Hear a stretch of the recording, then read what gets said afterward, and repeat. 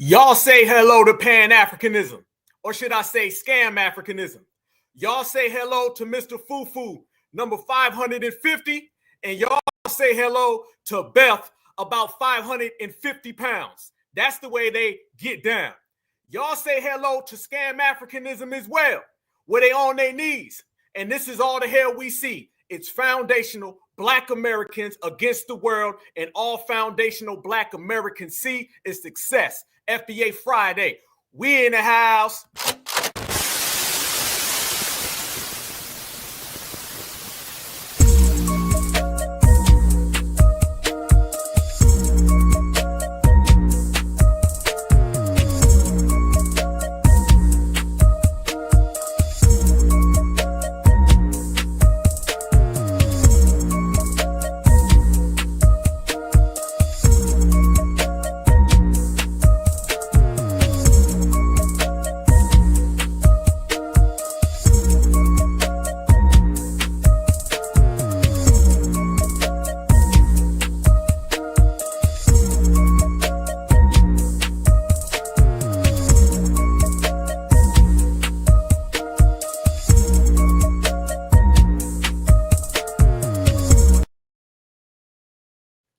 It's like everywhere I look and everywhere I go, all I see is a bunch of tethers trying to steal our flow, but they can't have it because we're in here all day. Certified salute to the family. Yes, indeed. Fam, reparations. It's all about foundational Black Americans. Nobody else. Because FBA made it hot in these streets for people to talk about reparations. So when I say that's all we see, I'm talking about you get the whole goddamn planet. All I see is the United States of America, and all I see is foundational Black Americans. Everybody else, I'm not looking past them. I'm looking through them. And I'm looking all the way to the bank, and I'm looking all the way to them dollar signs, fam. That's it. And ain't no op, no dusty, no musty, no ashy, will never be classy, will get my foundational Black American reparations money. You know why? Because the person who sold the slaves, they can't come back and get the money that's owed to the descendants of them slaves. And that's it. Bottom line, point blank. And we're going to put that here today. Family, I want everybody to see this. Oh, and by the way, shout out to y'all. Y'all right here. I want y'all to see who is in charge of foundational Black American reparations at the African Union. You probably never heard of her before, have you? Me neither. No, at all. Have never seen this individual. But this is the individual that has been granted the powers as the 6th region of the African Union to oversee our money. You damn right. Well, now you can see, family, that these individuals are being exposed. And on this episode of the Black Alpha Cast, we're going to go all the way down the line. We're going to name some names, put some dates and some faces on it, because that's the way we operate and the way we function. Mr. Fufu, Mr. Joloff, it may have been sweet for a few days, but guess what? You can't have my money. So you can take that on back to wherever the hell you came from, and you can tell them the same exact thing, because this is the FBA thing, and foundationals are on it, and we all the way on it. Fam, there's been a lot going on, and we talked about this before, about this African Union and how they've been trying to take reparations money and how they've been trying to maneuver some parts around. And there's been some solid brothers and sisters out there on the internet who've been breaking some stories. But I'm telling you right now, we're going to take it to another level today. We're going to do something way different. Black Alpha's going to take it all the way out the stratosphere. Trust me when I tell you that, okay? This is going to go down as one of the most classic episodes in which we've ever put on the table. And y'all know we got a hell of a lot of them. But I'm going to break down why these people been out here, who these people are, who these people represent, and we're going to do like we always do. We're going to say FBA fresh, and we're going to take it to the streets. Let's go. Everybody right now, smash that like button, and everybody right now share this video, because this is the reparations generation, and I do not mean Joloff reparations. Check this out. The African Union is claiming all Africans born outside of Africa as a part of this union unconsensually, as a part of this 6th region, which is going to allow them to basically tap into our resources, our economic rights. And we have no rights or say-sos in the African Union as the 6th region. Take that in mind. And yeah, all I got to say to that is 400 years too late. Yeah.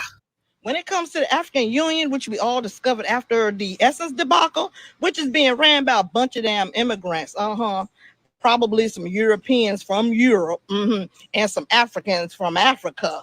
Yeah, y'all, these people took over the Essence Festival to make themselves rich and make us poor over here, trying to tap into our wealth. They are all part of this damn African Union, which has been in existence for the last 12 years. They have a whole website of them colluding with the government, the Congressional Black Caucus, y'all, that has made us the 6th region or the 6th district of Africa. The Congressional Black Caucus and all the previous administrations have colluded and conspired against us here in the indigenous Black American culture to sell us out to now Africa. The Congressional Black Caucus, y'all, who are all immigrants. They are the real diaspora who's supposed to be representing us. When it comes to us, guys, they block everything. Anything for immigrants, it's a go.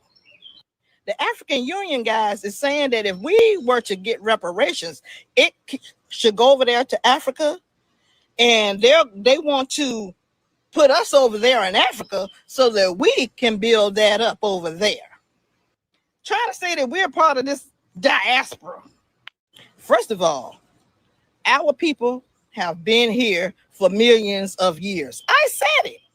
We are the indigenous Indians. Now, I don't know how these people think they are representing this African Union. They're representing 45 to 50 million of us over here. But I can tell you now, I didn't sign any documents. We need to vote these people out of Congress, this Congressional Black Caucus, this Al Sharpton, NAACP, Jesse Jackson. These people are not for us. They keep on talking for us, but y'all, something has to happen. We have to take away that label of African American. It was put on us to declassify us from our damn land over here. So apparently, easy work. Shout out to that sister because she broke it down oh so thorough. Family, you know, for the longest amount of time, we've been talking about people who want to steal your reparations or stop your reparations. We've also simultaneously been talking about how they've been trying to use Africa as some type of buffer. See, when you see the dominant society start bigging up Africa, you know there's only one reason behind that. That's to get foundational Black Americans to put an African jacket on so we can get rid of our indigenous nature. They want to reclassify you so they can declassify you, okay? To reclassify us into something that's empowering, they don't want that. And they seen that's where we were headed. So they said, let's declassify them and we can put African on it. When you see Nancy Pelosi run around here with kente cloth, you know something's up. When you see Barack Obama declassify and get rid of the term Negro, you know something's up. When you see them openly promoting us to go to Africa and saying go home, or the hip hop is 50-50, what do you think that whole hip hop is 50 thing was about, y'all? Everything about that was clearly to Africanize us. See, the Puerto Ricans jumped in and they caught some strays. The Jamaicans jumped in and they caught some strays. But I want you to remember, every time you seen a Fat Joe or Busta Rhymes, there was always somebody in the background saying, drums came from Africa. So did y'all dances came from Africa. They were going to hand it to the Puerto Rican so the Puerto Rican can give it to Africa. They were going to hand it to the Jamaican so the Jamaican can give it to Africa. It was always going to go back to Africa because they want us to go to Africa. And notice I didn't say back because I ain't never been, and I know y'all ain't never been, but you know me, Black Alpha, I've been on this for a long time. Anybody who's one of my original subscribers, I want y'all to check out. I did a show called Reparations Robbery 3 years ago. Okay, 3 years ago. Also, about 2.5 years ago, I went to Atlanta and I G-checked Cobra, NARC, all of the California reparations committees, people that were there. I did a whole breakdown on the Afro-descendant nation. All of this right now is just the second play of all of that then. And I've been on the front line for a long time. So shout out to everybody who's doing the work, because it's going to take all of us, not one, it's going to take all of us to make sure reparation stays where it belongs, right here at home. And family, when I tell you that these individuals have been very, very nefarious with a lot of the things that they've been doing, don't ever overlook the way that they will use people like, I don't know, Joe Biden to pop up and Joe Biden start saying, here's some money for Africa, here's some money for this, here's some money for that. But family, let me show you right now. This is the woman that they put in charge of our reparations. Make no mistake about it. Because the next play, y'all, is people going to come out and say, she's not really the leader. Yes, this is who she is. Family, look at this right here. Okay. H.E. Dr. Queen Blessing Atua, chair of the African Union 6th region in the USA. Did any of y'all sign up for her to be a representative? We already have people who always seem to be our fake representatives who are American. This woman is a Nigerian.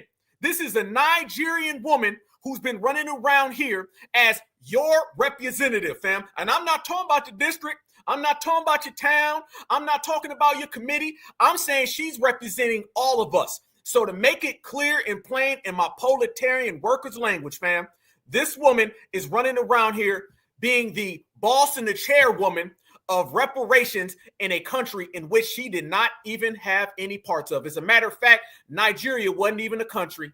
All right, y'all dig where I'm coming from. It's going to go deep, y'all. Everybody smash that like button. The rabbit hole goes far because like I said a second ago, a lot of people been doing a lot of work on this subject and I salute them. I commend them, but don't nobody rock like the #1 activist. So I'm going to take it way further today. And this is going to outclass everything, fam. I want y'all to stay tuned because we're going to bend this all the way around and we're going to put some names on it. And I'm going to tell you the main person that I feel was the primary facilitator of all this. As a matter of fact, I'm going to show you now. The main person who put all this together was exactly that right there. Barack Obama. Yes, Barack Obama was the individual that gave this lady a Lifetime Achievement Award. And then you got to ask yourself, a Lifetime Achievement Award for what? What the hell did she get a Lifetime Achievement Award for? I can't call it. I don't know why. I'm going to tell you what it was about. This woman ended up getting a Lifetime Achievement Award so she could be the main one that they put in position to steal our reparations. And about the same exact time that all of this was starting to occur, family, was the same exact time that reparations movement, the reparations generation started to take off. Yep. So around the same time that we started really getting it popping in these streets when it came to reparations is the same exact time this woman gets this award from Barack Obama because two tethers of a feather gonna flock together. I want you to think about every single thing that we've ever talked about when it comes to tethers, every last tether that we've ever spoke of. I want you to think about every tether, family, and then I want you to think about how they're all in one giant cahoots to work with one another. I'm talking about the damn Uber driver all the way down to Kamala Harris or Barack Obama. She was put in a position, and I'm going to show you, fam. I'm talking about she has positions with the UN. She has positions with the African Union. And do you guys know that she authored, check this out. It blew my mind when I seen it, fam. I told y'all, #1 activist. I'm going to take this to a whole nother maximum. Do you guys know that she authored a law in the state of Georgia to help immigrants? Yes, African immigrants. Now, I want you to rewind time to a year ago. A year ago when we were out here highlighting all of these Africans that were being dropped off in Atlanta. And did you guys all see the poll that just came out? It really wasn't a poll. It was some statistics that say Atlanta is no longer the Black Mecca. And they talk about how so many migrants are there. A lot of those migrants are Africans and Haitians and Jamaicans. Well, guess what, y'all? This woman authored the bill that ended up getting pushed through all by Democrats to allow these people to come in. I got receipts on you, Miss Tua. Matter of fact, there go the goddamn bill right there. Oh, don't think I ain't got the receipts, family. I got them for days. Yeah, and they're going to be in a maze. Check this out. You want to see another thing they've been doing? How about this? Guess what term she goes under? Mrs. H.E. Dr. Queen Blessings Atua is an Isan Indo-State born Nigerian African American queen. Damn. Did they throw in the term African American, y'all? She earned her biochemistry degree from the University of Benin, whatever the Nigeria. I be damned. These are people that we didn't even know about 2 months ago, 3 months ago. A lot of people just finding out as I speak who this individual is. But this individual knows who you are. This individual knows about your money. This individual knows about them reparations that is belonging to your family. I bet you that goddamn much. So it's always that case, ain't it, family? Isn't it always? These people know some things about us, and they don't want us to know about them. Yeah, I want y'all to notice how they highlighted African American. This woman is a Nigerian, straight up Nigerian, all the way across the board. She got the Nigerian forehead. You know she's a Nigerian.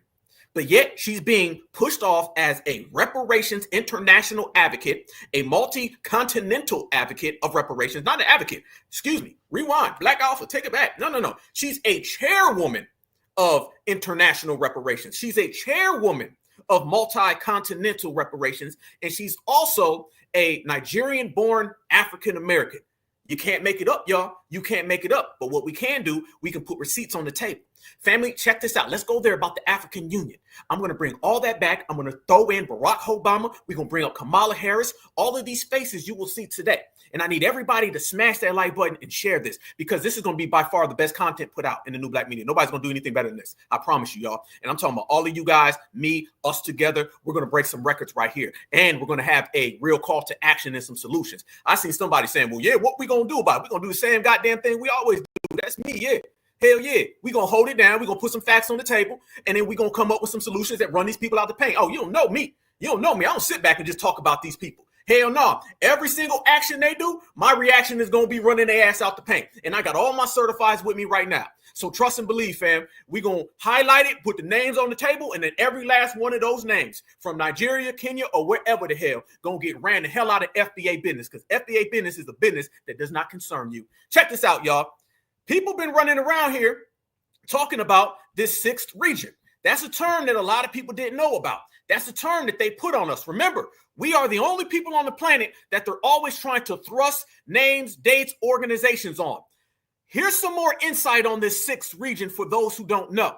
Those who do not know will be enlightened, and those who already are enlightened, please share this information with everyone else, fam, because reparations is what it's all about, and it's all about us. Watch this. So here we are on TikTok, going back and forth with non-entities, talking about how people can only be considered African if they have dual citizenship. And yet within the African Union, all 55 African presidents signed a treaty recognizing the African diaspora as a new nation, granting the African diaspora full participation in the African Union. They call it the sixth region. So now within the African Union, there's North, West, East, South, Central Africa, plus one last region, the sixth region, which constitutes the African diaspora. Some of you may have heard about the African Union, but what is it? The African Union is a multi-state organization that includes all African states, just like the European Union. The headquarters of this organization is in Addis Ababa, Ethiopia. The total number of its members is 55, but the membership of 4 states, which includes Mali, Guinea, Burkina Faso, and Sudan, has been suspended due to recent military coups. If we talk about the total area of this union, it is about 30 million square kilometers, which is almost 3 times more than the area of United States. And if we talk about its population, 1.4 billion people live here, which is almost equal to the population of India. The main objective of the African Union is to promote unity and solidarity among African states, also to improve economic peace and security through regional integration in Africa. The African Union officially has 6 regions, but the last one isn't even on the continent, which might surprise you. You see, we've got Southern Africa, Eastern Africa, Central Africa, Western Africa, Northern Africa, and last but not least, the diaspora. So, power to the 6, those at home and abroad. But ain't none. Hell no. No. Ain't gonna be no 6th region. We are not a part of the 6th region, the 7th region. We ain't a part of the 13th region, the 12th region. I don't give a damn. We ain't never said we were part of it. Now y'all want to be a part of us. See, it's not about us being a part of them. We ain't nobody's little homie. These people want foundational Black Americans to join their group, because if we join their group, then reparations and everything goes to them. It's not going to go down like that. if people in all the 6 regions struggle to freely move around the continent due to visa restrictions, doesn't that defeat the purpose? Just asking. The order of priority is citizenship, starting with the Afro descendants from the 6th region who have already returned to various countries. At the AU ECOSOC pre-summit ahead of last February's 38th Ordinary Summit of the Heads of State in Addis Ababa, the State of the African Diaspora Ambassador and President of the Ethiopian World Federation local in Shashamane, Ms. Jasmine Rowe, informed the summit of the deplorable and inexcusable fact that after 80 years, some Rastafarians on the land granted by Emperor Haile Selassie still do not have citizenship. Freeze. Notice, fam, they're not after the Jamaicans and they're not after the Haitians. Why is that? That's because the Africans want FBA money. Nobody's concerned about Haitians. Haiti ain't got Haiti together. Jamaica ain't got Jamaica together. They're worried about us. So I want you to notice what this person is saying, quite frankly, is that they're bypassing everybody. They're bypassing everybody out there, fam, and they're focusing on us because they believe if they can focus on foundational Black Americans and they can take our money, then everything else will be nice and good for them. This is what it's about. Haiti was actually denied entry into this. Why? Because in every other aspect, like still in FBA culture, they always team up. How come they don't team up when it comes to the African Union, family? I'm going to tell you why. The reason being is because they don't view those people as assets financially. They want our money. They want foundational Black American paper because they understand without foundational Black American paper, they ain't got nothing going. This is what it's truly about. Shambles all the way across, family, all the way. This and many other problems plague repatriates in many AU member states. For this reason, I am now submitting to the Commission and AU ECOSOC reports prepared by Ambassador Jasmine Rowe, by Obemfo Obadeli Bakari Kambon, PhD of the Abibi Fahodi think tank consortium in Ghana. As the African Union has the AU 6th region, which is basically trying to drive how using our leverage of. Listen to this lady, fam. She tells you they're using leverage to get FBA money. She's going to straight up say it right through her gap tooth. Region, which is basically trying to,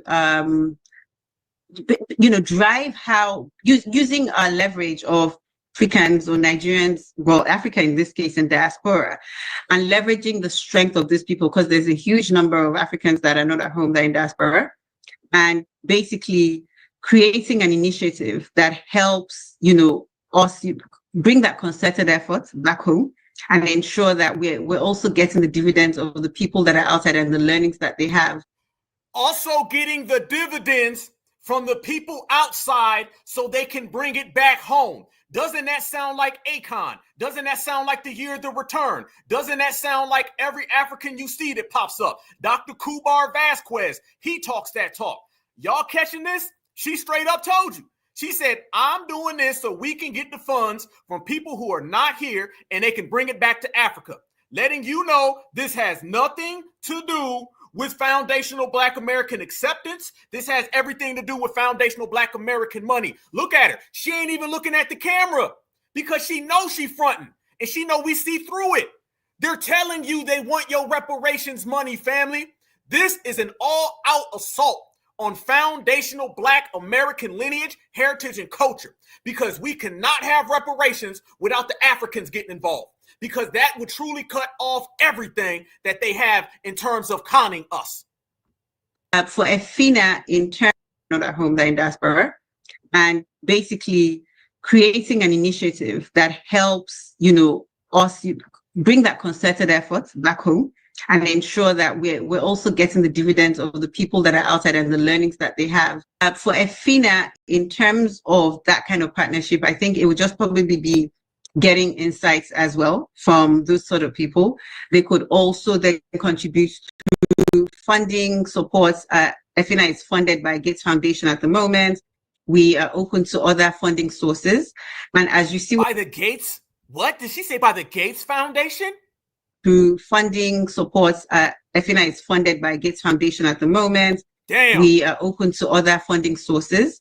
And as you see what's going on in the world right now, where there's a lot of, aid withdrawal from the States, there's an increasing clamor for Africa to start to self-fund and do for itself. So maybe this is the beginning of an even more intense mobilization of Africans in diaspora to, to drive that change that we want to see, leveraging on their passion and their genuine interest in developing the continent. So here we are. There you go. There you go. She straight up said it. I seen it. Y'all saw it. She openly admitted it. Who said something in the chat? Somebody said something in the chat that I got to post. You said something in the chat. Somebody right here. Okay. This comment right here. Now, I'm going to have to go ahead and go ahead and speak on this real quick. Now, I see that you put that in the chat right there. You said tethers are just like the triple K, right? Okay. Well, I'm going to show you something that's going to confirm what you be saying. All right. Watch this right here. I'm going to highlight exactly what you just said right there because it ain't too far-fetched. Now, I'm going to tell you why. Because they've been running around here making them same statements towards foundational Black Americans.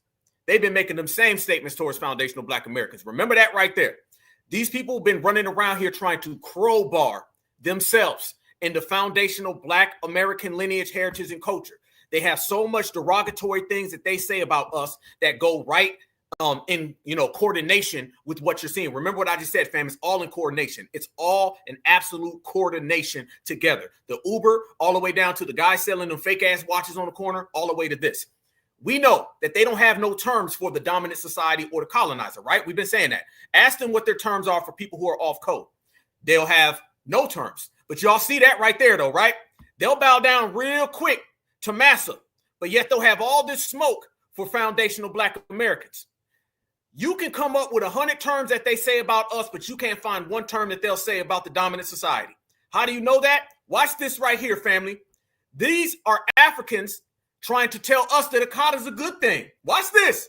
These are the people who want your reparations. These are the people telling you work hard, nigga. This is the 6th region people. They're out here telling us that Akata's not a bad word and we should actually like it. Yes, watch this. Akata doesn't mean anti-Black or anything like that. I just add my 2 cents to this whole Akata debate. Is Akata an offensive word? Is it used in a derogatory way by Nigerians towards African Americans? Here's my 2 cents. Here's what I know. As a Nigerian, I can say that most of the time it isn't used in a derogatory way. Hold on now, African American brothers and sisters, listen to me for a minute. And here's why. Because most Nigerians are not even aware what it means. We don't know what it means. We can't even agree if it's a Yoruba word that means wildcat, or if it's an Igbo word that means a strong-willed woman who couldn't be tamed, back in the... Oh, stop lying. Man, if you don't get the hell up out of here, stop lying. Oh, we don't know if it means like a cat, and we don't know if it means a strong-willed woman. So when somebody's yelling at us and they call us Akata, they're calling us a strong-willed woman? Really? Fam, these tethers are making everything up. This is what's been said about FBA. Clearly.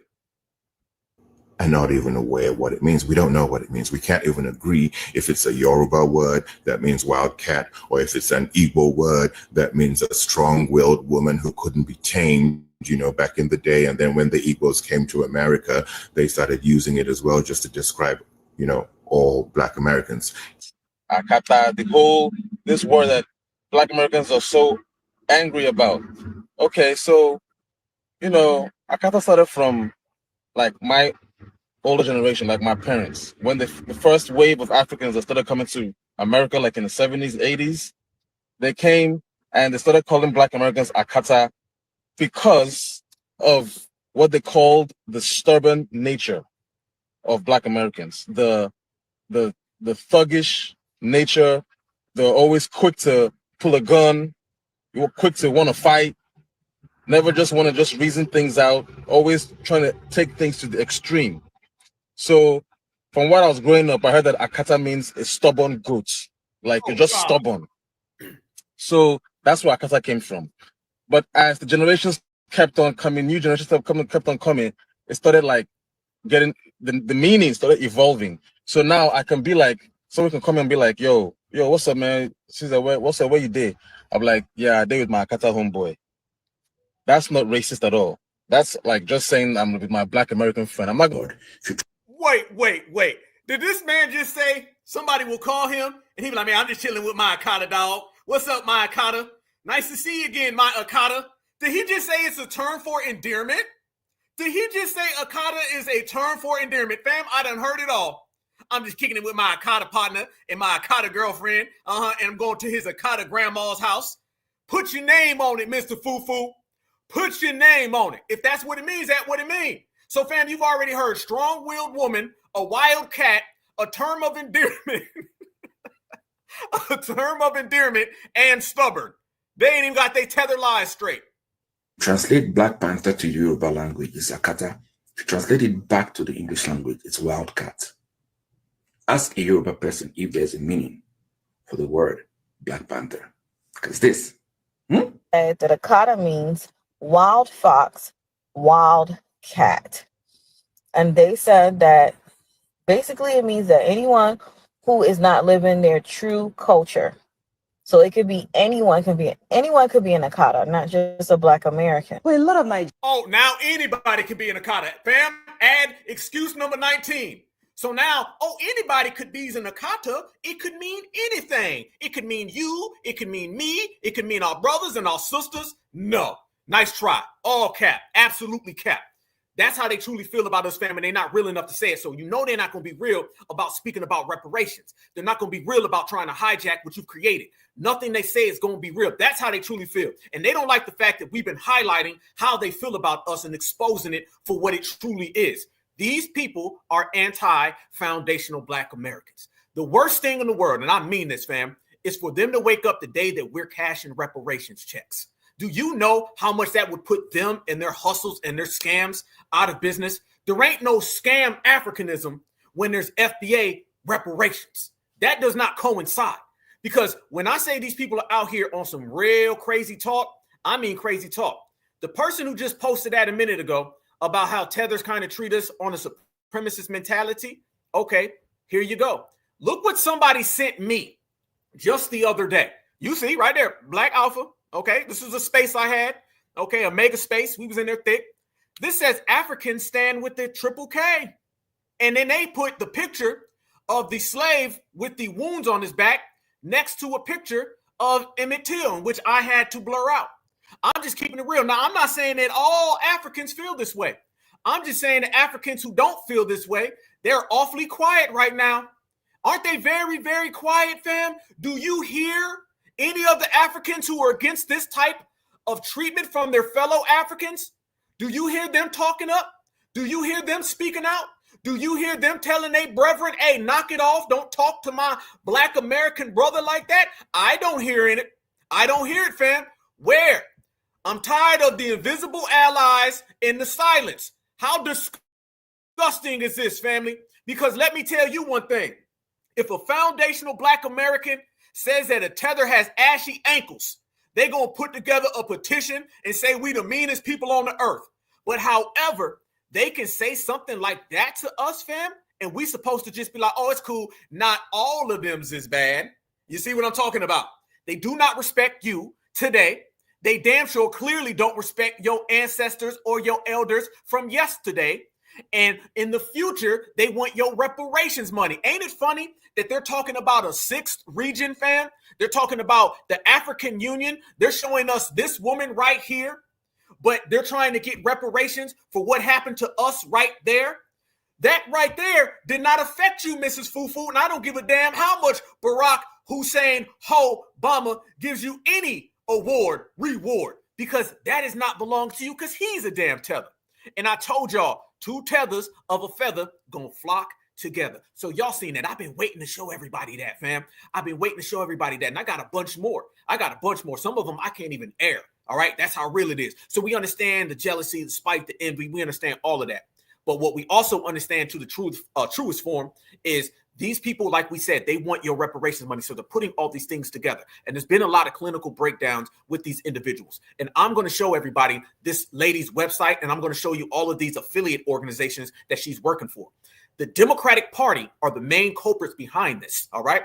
The Democrats have been the main ones facilitating all of these pushes to make foundational Black Americans Africanized. This is a big apparatus that goes all the way up to the UN. I promise you guys. Shout out to this sister right here, because this sister right here has been doing hellified work. And she's been really exposing a lot of the things that's been going on with this and how they've been trying to tap in to our $1.7 trillion. Everything with these people is about money, family. Watch this and how this sister clinically breaks down. She says Black Americans are being used, okay, as a pawn to rebuild Africa. I told y'all, Africa will not be built unless Black Americans do it. This is why they send over Akon.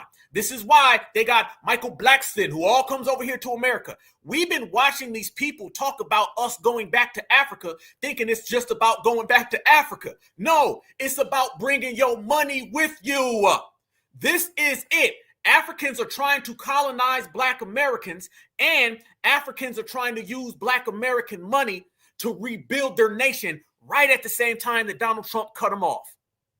Region of the African Union without us knowing this. And it's quite interesting because Haiti wanted to actually be a part of the African Union, but they rejected Haiti's application. Okay.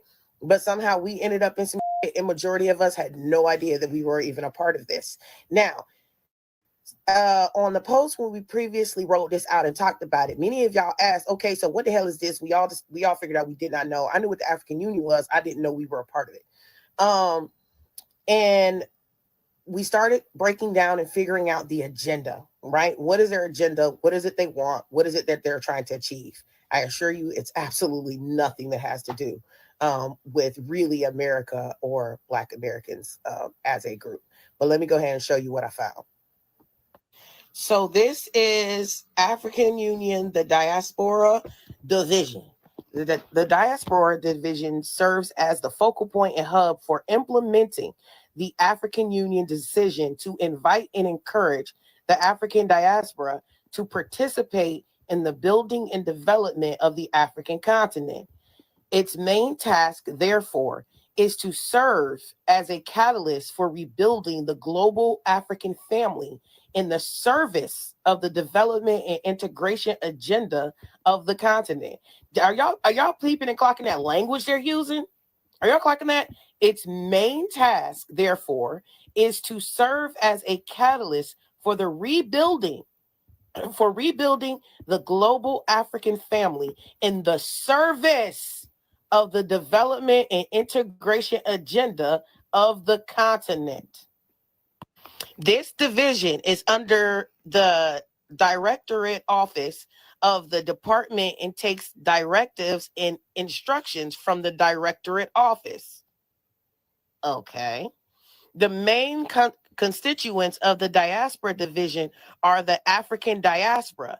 The African Union defines the African diaspora as consisting of people of African origin living outside the continent, irrespective of their citizenship and nationality, and who are willing to contribute to the development of the continent and the building of the African Union.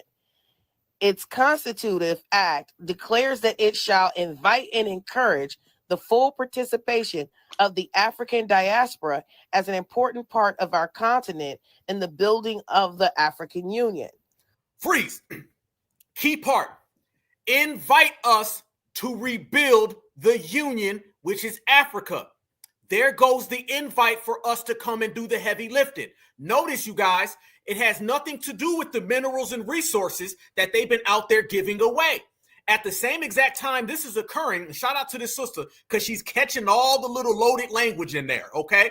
They're out there trying to make it look like they're inviting us to come rebuild something. So while you go over there to help them rebuild, they're actively selling their minerals and resources to China and all those debts. So what it is, family, is that we are paying back the loans in which China is calling back onto Africa. You can't make this up. I told you we're going to take it to another level today. Let me unpack that, fam. They're asking you to come over there with your wealth and resources. You go over there with your wealth and resources, and what do they end up doing, fam? They take everything that you bring, and they end up basically paying off those loans. Who do you think is paying off those loans to China? Everybody knows, it ain't no secret. China's been over there since really the late 90s, early 2000s. And now China's sitting there saying, hey, we're going to go ahead and need some of that money for all these bridges that we created. And next thing you know, come home. They're using Black Americans and our spending money, the money that we permeate and we generate, to go back over there. So if you were to go to Africa and fall for the 6th region or any of that, you're essentially paying back the loans that they owe to China, as well as now you're starting to see them have loans that they owe to Russia. So you're going over there to repay the debt to all of the people in which Africa has fell into debt with, why they barter off all of their resources. Remember, you guys, Africa does not sell resources. They either give them away or they barter them. This is why people like Akon was coming over here. And we, right here on the Black Alpha Network, we were talking about how Akon wasn't a coincidence. All right. It wasn't just a joke. Everybody thought it was just like, here come Akon. No. Akon had some handlers and some people from up above that were telling him, we need to use you. You got to start side-eyeing every single African, whether they're in music, whether they're in movies, who starts talking that go home stuff. That go home stuff is basically them saying, we want your money so we can repay the debts to Africa. Family, let me tell you guys this. This isn't about Black Americans rebuilding Africa neither. Shout out to this sister. She's making a good point, but I'm going to tell you something she slightly missed. It's not about us rebuilding Africa. No. It's about us repaying the debts that Africa owes. They're going to use things like, come on over here, rebuild. See, rebuild sounds a hell of a lot better than pay back these damn loans that we done faulted on. All right. See, they're going to tell us that it's all about, yeah, y'all going to come over here, man. Y'all going to help rebuild. That's the Wakanda package that they're trying to sell you. Okay. So you got to be cautious, because a lot of us are hearing this and we're hearing them say things like, come on back over here and rebuild. And we're like, we ain't rebuilding nothing. Because that sounds feasible, right? Rebuild Africa. But do you know there's loaded language behind loaded language?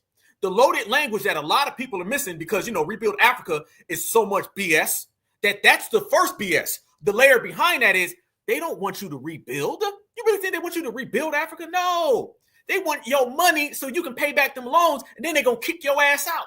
That's what they really want. Shout out to the family, though. I told y'all, we're going to break down all of the details and all the nuances. Slightly, people may miss them, fam, but we're going to catch them. Watch this.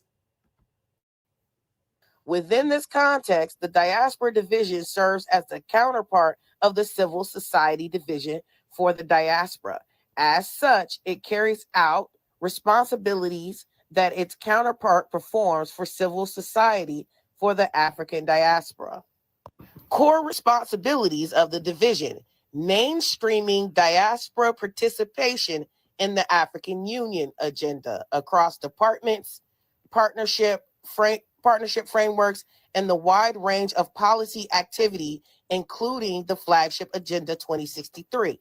Now go check the video from yesterday, y'all, where I showed y'all how they are in American government already trying to tackle this policy activity in American government and Congress. Okay. Freeze. Man, oh man. I'm going to take that. I appreciate that alley-oop, my sister. Let me take it.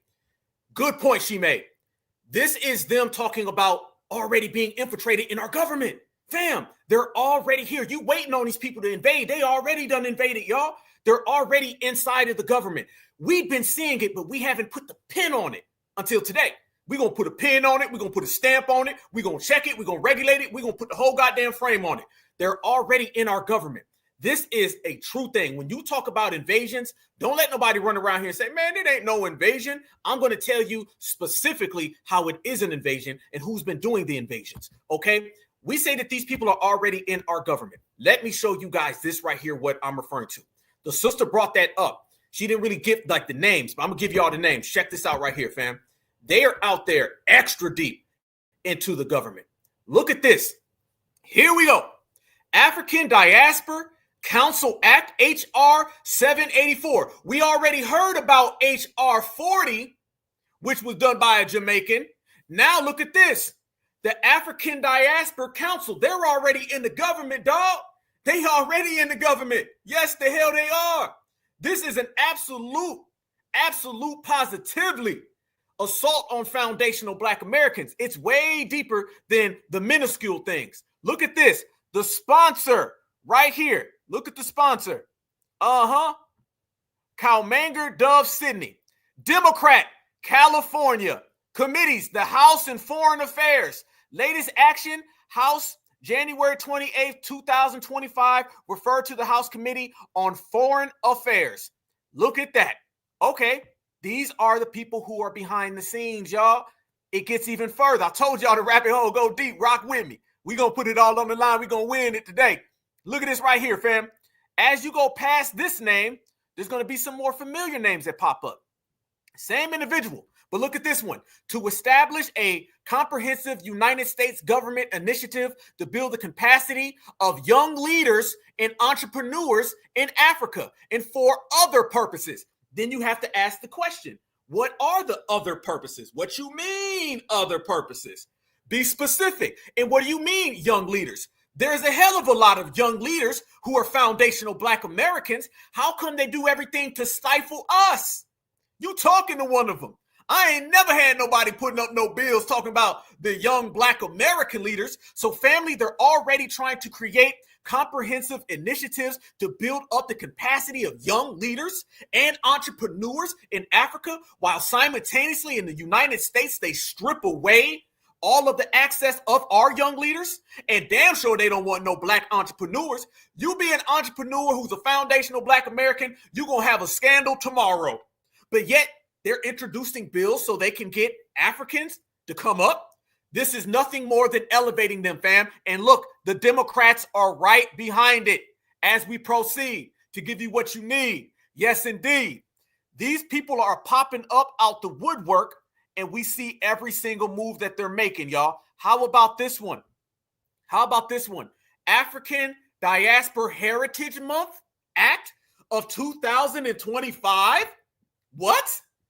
This is by Tim Kaine, Democrat from Virginia. If I'm not mistaken, wasn't Tim Kaine the vice president candidate for Hillary Clinton? Somebody correct me if I'm wrong, but I don't think I am.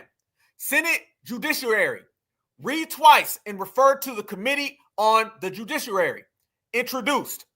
This right here is them trying to prop up an African Diaspora Heritage Month Act so they can have that float and elevate above Black History Month. Think about it, you guys. The same exact time that we start saying that foundational Black American History Month is about us. Remember, we shut down Black American history being about the Haitians, being about the Jamaicans, being about the Africans. And then they counteract us with how about an African Diaspora Heritage Month? And I promise you, this would have either been in March, February, January. It would have basically surrounded our Black American History Month so they can absorb it and take away the essence. There go that word again, essence of what we do. Yeah, these people are trashy, fam.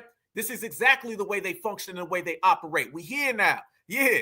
So you see them pumping this, and it's Democratic sponsored all the way throughout the whole scenario. But family, if you think that is nefarious, Black Alpha is about to take you on a ride. Not only do you see that right there, very, very nefarious, right?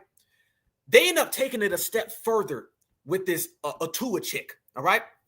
She's placed in every area, and she's super plugged in with the Democrats. Remember, she got the Lifetime Achievement Award from Barack Obama, and Barack Obama placed her in that position. Fam, she was placed in this position by Barack Obama so she could institute these type of things. But is Georgia in the building tonight? I don't know if Georgia's in the building tonight, okay? But I know I'm from Georgia, and Georgia's in the building. Matter of fact, I got on my Atlanta Falcons jersey, okay? So if Georgia's in the building, please stand up, because I got to talk to my brothers and sisters in Georgia, because it gets way deep with this individual, family. Not only is she running around here getting this praise for being an African American. Remember, y'all, I showed you the clip earlier. They reference her as an African American. That's how she's referenced. That's why we're getting rid of that term. You guys see this right here? Look at this. H.E. Dr. Queen Blessings Atua. Her Excellency, Dr. Queen Blessings Atua, an award-winning recipient of President Barack Obama's Lifetime Achievement Award for Excellence in Service, is an outstanding Georgia citizen? Excuse me? She's Nigerian. So family, they've already placed her in my state of Georgia. They placed her in Atlanta, the Black Mecca. They've already called her an African American. And remember what we highlighted. African American We need to get rid of that term completely because other people are going to come in and they're going to use that term for their own beings. Shout out to Atlanta. I see you. Shout out Southwest Atlanta. SWAT's in the building. I see you. They're going to use African American once we get rid of it so everybody else can come and take the claim for it. Okay? They're using that for her. They say she's an outstanding Georgia citizen, a goodwill ambassador to the United Nations representative. She is a resilient, tenacious, vibrant personality, public health practitioner, author, and a motivator. Damn, they really loving her, right? Okay, now we're about to get even deeper. I keep saying we're going to get deeper and deeper, fam. I told y'all. If that ain't enough, man, what they say, but wait, there's more. Trust me, there's more. And I'm about to show you guys. This goes way down the line, y'all. Absolutely down the line. We're going to go to this woman's website, all right?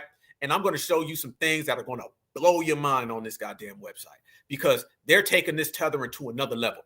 So let's go back. As they said that this individual is participating in this erasure, because this is an erasure. This is an erasure of foundational Black American culture, okay? And we also said that these people are already placed inside of the government. I just showed you the receipts. You got Tim Kaine, you got the Senator Sidney, you got the Judiciary Committee that introduced the bill. I think it was HR 178. You have all of those lined up, right? Okay. Now you've also seen this woman getting these Lifetime Achievement Awards. Let me show you this right here. I got to talk slow so it's heard very clearly. Watch this right here, family. Let's go to her website. Here we go. This woman's website highlighted something that completely disturbed me. Yes, the hell it did. All right, check this out, family. I want everybody to see this. They got the Goodwill Ambassador, all these things that she's credited for. But then something else really, really jumped out, on the screen at me. And I was like, hold up, wait a minute. Look at this. An author, books, motivator. She's put out these books before, all of these things. Look at this, fam. Look how much this woman is being pushed. Look, we never even heard of this individual. Look at all this, book after book after book, up and down. All you see is this individual. Look at this. She's been in a hell of a lot of places, fam. But this is what matters the most. Y'all ready for this? Look at this. Author of Georgia State Resolution 381. Look at this, family. Here we go. This woman, who's not even an American citizen, authored the Georgia Senate Resolution 381. Why is a non-American Nigerian woman writing or authoring any type of resolutions in the United States? She is not a public official. Y'all remember how they were spazzing out about Elon Musk? How is she doing the same exact thing? But watch this, fam. Dr. Queen Blessing is the author of Georgia Senate Resolution 381. The title, State Department of Economic Development, cooperate with Queen Blessing's Atua, Global Empowerment Movement. Jim, that is her organization, right? The resolution 381 requests the title, State Department of Economic Development, cooperate with Queen Blessing's vision for global empowerment movement, USA, in collaborations with the Blessings of African Empowerment Foundation for Africa, in parentheses, the motherland and the diaspora. That means that's for us, everybody. Remember, we're classified as the diaspora. That is what we are classified as. Our classifications on the global scale, based on the UN and based on all of these fraudulent criminal Democrats, is to make us all fall under the umbrella of the diaspora. So anytime you start to hear this seen or recognized politically, they are referring to us. One more time. They are in collaboration. They say the USA is in collaboration with Blessings of Africa Empowerment Foundation for Africa, in parentheses right here, the motherland and the diaspora, economic and community development. Excuse me? Economic and community development in Georgia? She's from Nigeria? I'm sorry, that's way different. Sponsored by Senator James of the 35th. Check this out. Y'all ready for this one? This is where it gets even more crazy. The purpose: to support Queen Blessing's selfless efforts in addressing critical issues of African immigrants in the state of Georgia, as well as unity of Africans in the diaspora and bridging the gap. Family, they have went further than the 6th region. A lot of people have been talking about the 6th region, and that's good. Certified Black Society, Black Alpha Network, #1 activist. I'm talking about the classification of the diaspora and how they're already putting resolutions and laws on the books. There you go. Receipts for days. Damn a receipt, fam. That's just one big ass tax return brought to you by me. They sponsor this nonsense. I sponsor receipts. That's how we do things when you're #1. These people have already put it in, and her main objective is for the critical issues of African immigrants in the state of Georgia. And then they also throw in the unity of Africans in the diaspora and bridging the gap. Family, how in the world do you even compute putting it on law, the unity? I've never seen that. I've never seen unity being in a political resolution. How do you compute that? How do you statistically add that up? That is very bizarre to me. I've never seen that before in my life, but yet they apply it to us. And family, let me show you exactly what I'm talking about.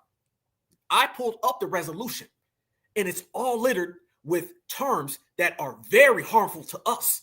And why do you see this African influx in the state of Georgia, particularly in Atlanta? It's because of her. She's been working with the Democrats, using that empowerment organization in which she runs, using that resolution in which I just referred to, and now she's pushing all of this diaspora unity on us. Family, it's not just them way over in Africa talking about come home, brother. It's them in Africa coming to our home and dealing with the Democratic ops so they can push these resolutions upon us. This is why.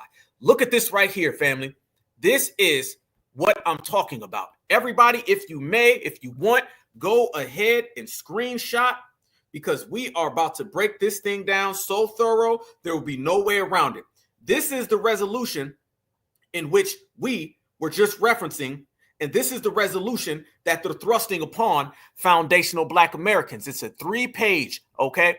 And it breaks down every single thing that we know that they've been up to in terms of trying to get foundational Black Americans here to be united. They basically jumped over us, okay? They basically jumped over us, family, and they went straight to the Democrats. That's exactly what they typically do, and that's exactly what we know they do.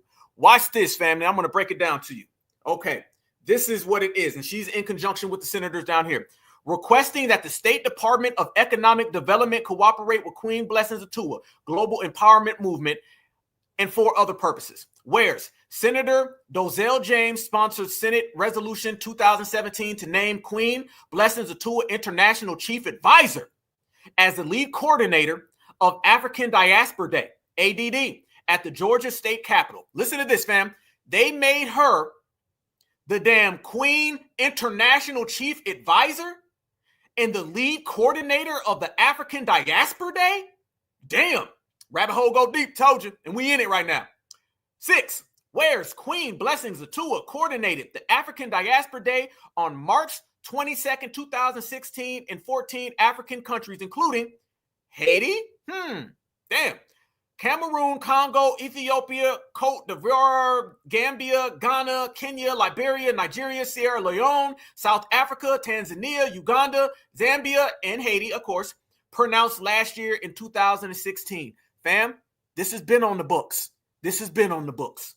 So they gave her the International Chief Advisor, and she's the lead coordinator of the Africa Diaspora Day, which does include Haiti, as well as Cameroon, Congo, Ethiopia, and all that. Mind you, none of these people and none of those places have anything to do with foundational Black Americans. This, again, y'all, is another area where they're using African agenda on our turf. Fam, remember, everything that the diaspora does is on our turf. They always do it where we're from.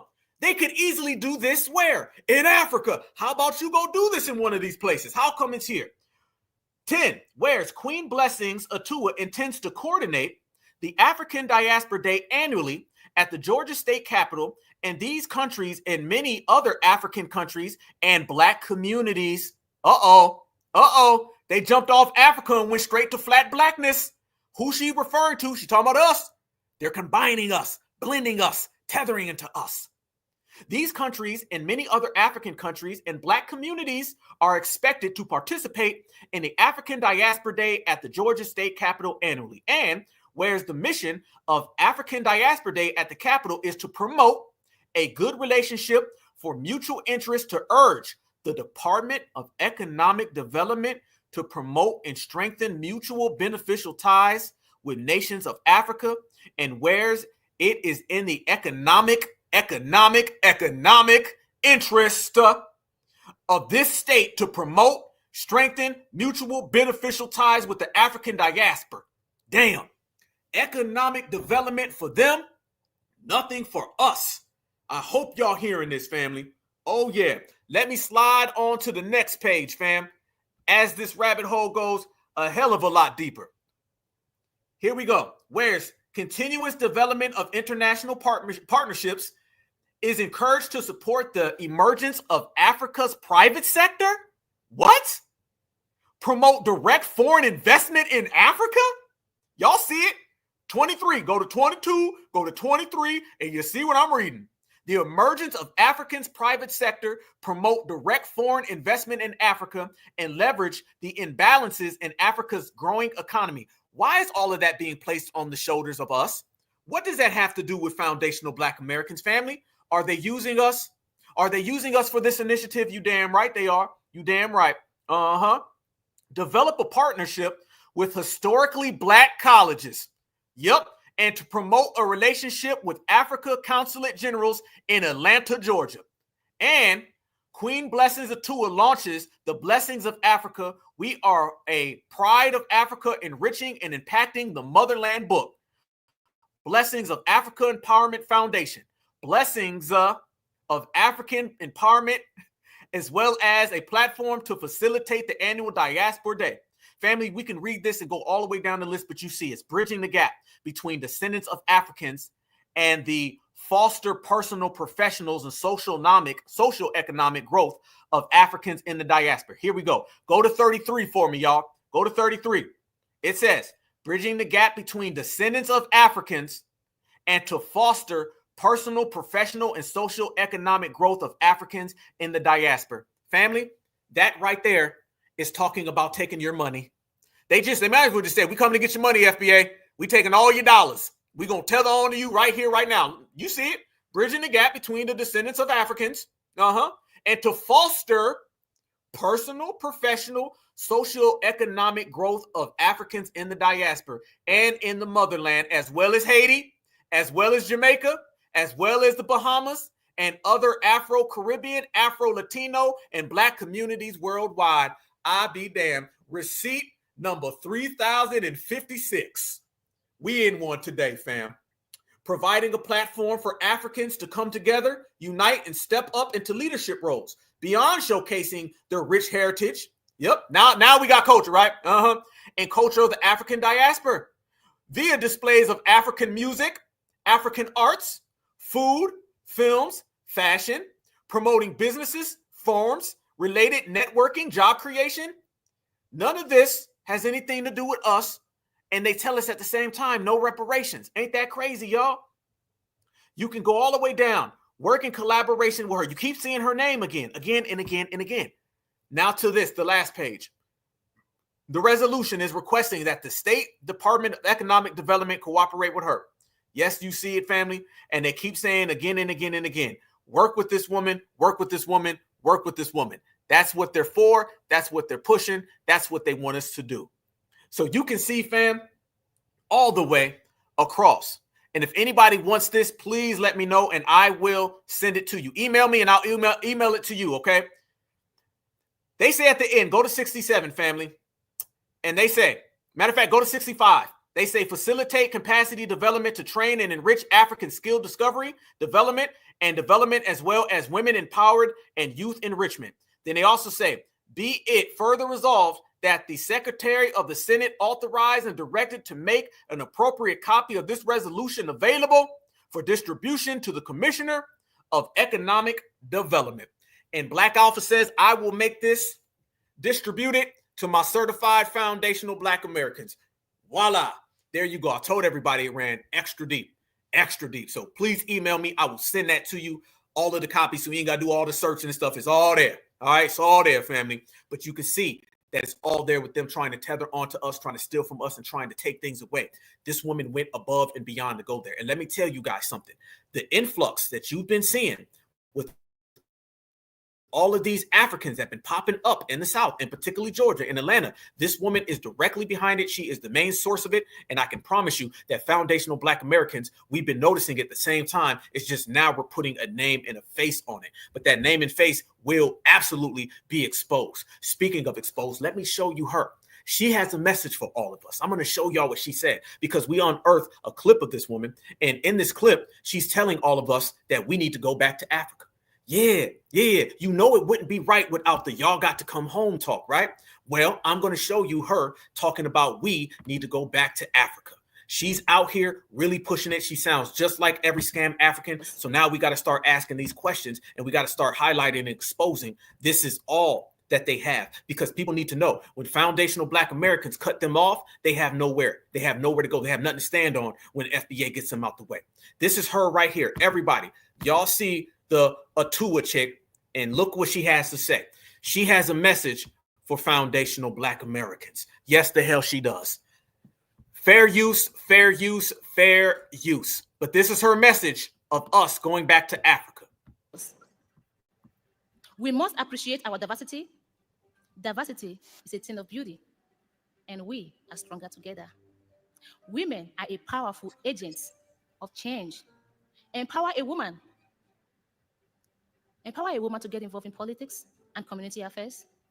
Empower a woman, and the issues of sex trafficking, domestic violence, abuse, impoverishment, and abandonment will be tackled with ease. We must also appreciate the purpose for which and for why we were born as Africans in Africa, or as African descendants outside of Africa. We are not an accident of nature born in Africa. It is time for African women to take the matter of leadership in partnership, not in competition with the men.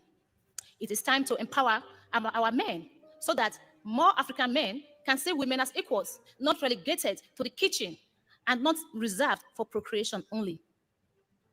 It is time to develop our young girls, who are our tomorrow's responsible mothers.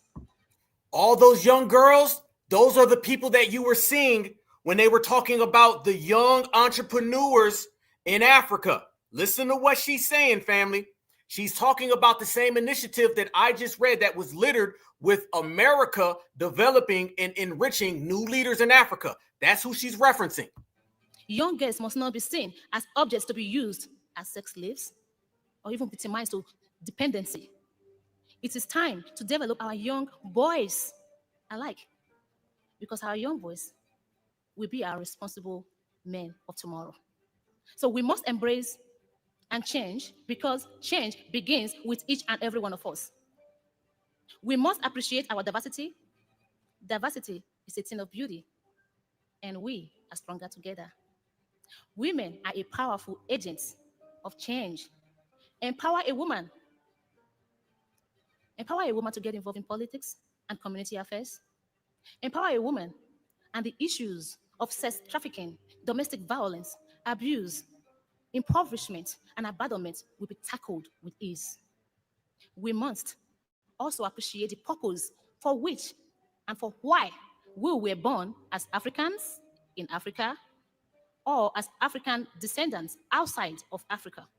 There she goes. All that talk, and she spun it all the way back around, fam, to Black Americans. She's always highlighting descendants of Africa. Now watch her say that the descendants of Africa and Africans, we need to unite and come back home. Impoverishment and abandonment will be tackled with ease. We must also appreciate the purpose for which and for why we were born as Africans in Africa, or as African descendants outside of Africa. We are not an accident of nature born in Africa, nor is Africa caused to remain poor. No, we are born to be a blessing to our maker, ourselves, our family, and our continent. Our continent? And why she keeps saying we? We are, and we all need to come back to our continent. This right there is not my continent at all. But notice she said we need to come back to our continent. To remain poor. No. We are born to be a blessing to our maker, ourselves, our family, and our continent. When we live to fulfill our purpose for which and for why we were born in Africa or as African descendants, our lives will be better for it. So be empowered to enrich and reshape the motherland. And I guarantee you that if we each learn to see ourselves as the blessings of our own communities, and if we appreciate that we are stronger together, our communities and our lives will be better for it. We are the blessings of Africa, reshaping our motherland to greater heights. Thank you.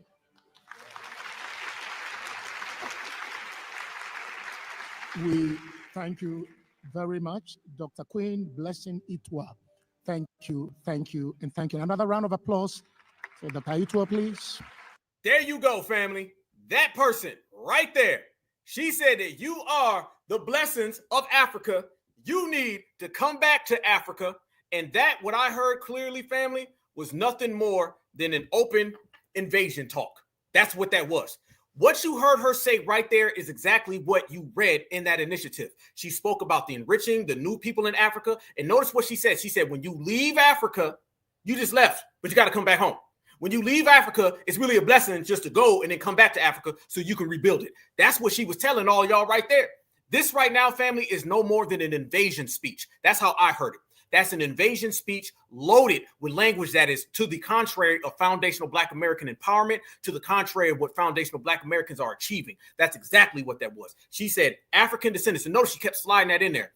They are right now actively using this sixth region, using her, using all of these senators that are all Democrats to uplift Africa so they can steal. I told people for years, there's two types of folks. The person who wants to steal your reparations and stop your reparations. If they want to stop your reparations, it's because they can't steal it. And if they want to steal it, it's because they can't stop it. And they're also inserting all these Africans into America. Let me tell you what you didn't hear. You didn't hear nothing about FBA. You didn't hear nothing about foundational Black Americans. They don't even call us that. They call us African descendants.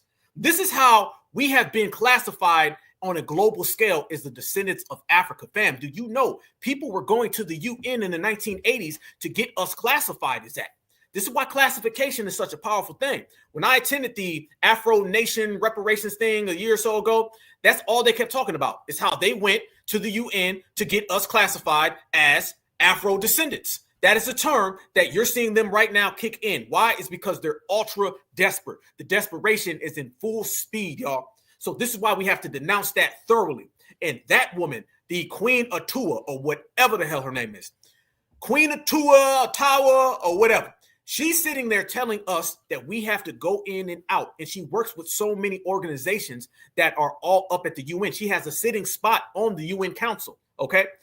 And this is why you're seeing more of this influx of people, because we already said the UN was highly, highly responsible for the Africans coming all the way over to Georgia. Do y'all remember this right here? She, now that we see with receipts, is responsible for so much of the African influx, fam. When she's sitting there she authored an initiative. I've never seen somebody who is a non-politician author an initiative that got pushed right through. I've never seen that. So she's got major clout, and that's why she ended up getting that award. How many of y'all remember this? Now it's making sense. It wasn't just Joe Biden. It was who Joe Biden had working for him. Remember, Biden was plugged in with a lot of the officials in the Ukraine. That's why you saw Ukrainians come over here. He was plugged in with a lot of the officials down in Mexico. That's why you've seen Mexicans coming over here. And now you see why so many Africans were coming over here, because Joe Biden, Barack Obama, Kamala Harris were plugged in with this Miss Atua with the initiative to bring Africans to the United States of America to be dropped off in our neighborhoods. Tether invasion. Look at this shit here. That taxi cab right there that just dropped off these African guys. Man, I'm riding around and just seeing this shit in real time. Guys, we're at war. Look at this here. I just seen this taxi cab drop off these African guys. All these damn African guys right here in our community. Africans, guys. Look at them. Look at them right there. Look at them Africans right there. I'm looking at you, bro. Yeah, I'm looking at you. Look at them right there, guys. In our community. Look at them right there. I ain't no punk. Look, now I'm checking you out, bro. I'm checking. Look at these Africans guys right here. They just dropped these guys off in our community, guys. African guys in our communities. And then when you see the crime rate picks up, it ain't because it's so-called black on black crime. It's these Africans right here. I've just seen them. They just been dropped off in our communities, guys. Dropped off. Look at this right here. I've seen police watching these guys just because they dropped them off in our communities. They just dropped them off in our communities. Look at them. Look at them. Look at these African guys. This is war. Where are the women and the children? Look at this, guys. And at nighttime, what do you think these guys going to do? What do you think they're going to do? We need to stand up. Stop being punks. Stop being so holy and sanctified and precious and all that shit. Because we're at war. Go around, man. Look at this guy right here. Hey, you're African, right? Yeah. You're African, right? What African country are you from? African, yeah. What's that? African. What African country are you from? America. Okay. How long have you been here? Come. You just got dropped off right here, right? No, I said, you stand right there? Huh? You stand right there? Yeah. Okay, then. So how long have you been in America? In America, yeah. You been in America? They flew you in? Small. Yeah, they flew you in America. Okay, go ahead, man. I'm done. You don't see what's going on here. And then stand right here. You see what's going on here, guys? See, I keep my eyes open. And y'all right here being entertained, want to be separate. And they bringing these people right in our communities, guys. They right in our communities. There's something about to happen. And we so busy being highly favored and coming against each other. Yep, they're standing in this place right here. These African guys right here. Look at it right there. Y'all need to share this video, man. Well, these are African guys coming in out. They just dropped them off, man. In the melanated communities. They dropped them off, guys. They just dropping them off in our communities. Man, this is ridiculous. Look at them. Look at them.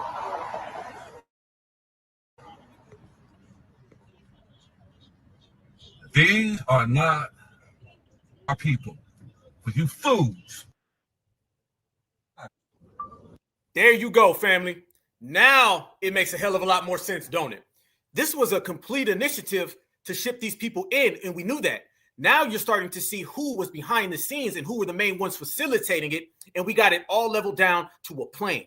That woman, Atua, as well as Barack Obama, as well as Kamala Harris, Joe Biden, that is their plug. That's their proxy to the African Union. This is why they've been out here trying to push all of that Africanization on foundational Black Americans. Family, it goes even further. We've been doing some extensive research, night and day, no sleep, fam, but I live for this. And one of the things that we ended up encountering, not only was this right here that you end up seeing, not only was it the mass immigration, because we were saying for the longest amount of time that immigration is a multi-continental thing. We had broke down on a broadcast we did a few years ago how they not only were sending people into the United States of America, they were sending these people into the United States of America so they could not only steal from foundational Black Americans. However, the main key cog that they wanted to do was to put their own people in place at the United Nations, meaning they wanted to get rid of people. They had a secret meeting at the United Nations where Joe Biden ended up making some of his own people the heads. of the United Nations pact that traveled people throughout the United States and really throughout the world. Soon as they ended up getting that done, as soon as they ended up pushing that forward, immediately after that, y'all, Joe Biden ended up popping up and putting these people in place. So now these people are taking command of situations in which we already knew what was going to happen. Let me tell you how deep it runs, y'all. Look at this right here. This is Joe Biden being real plugged in with Africa. Look at this, fam. Look at this. Angola. You see this right here? Watch this. Look at him.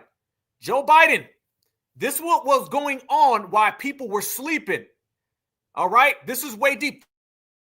This is why you got all these influx of people who came to the United States and were pleading and begging with us to connect with Africa. Look at this right here. Here you go. Yes, indeed. Now, let me show you something. This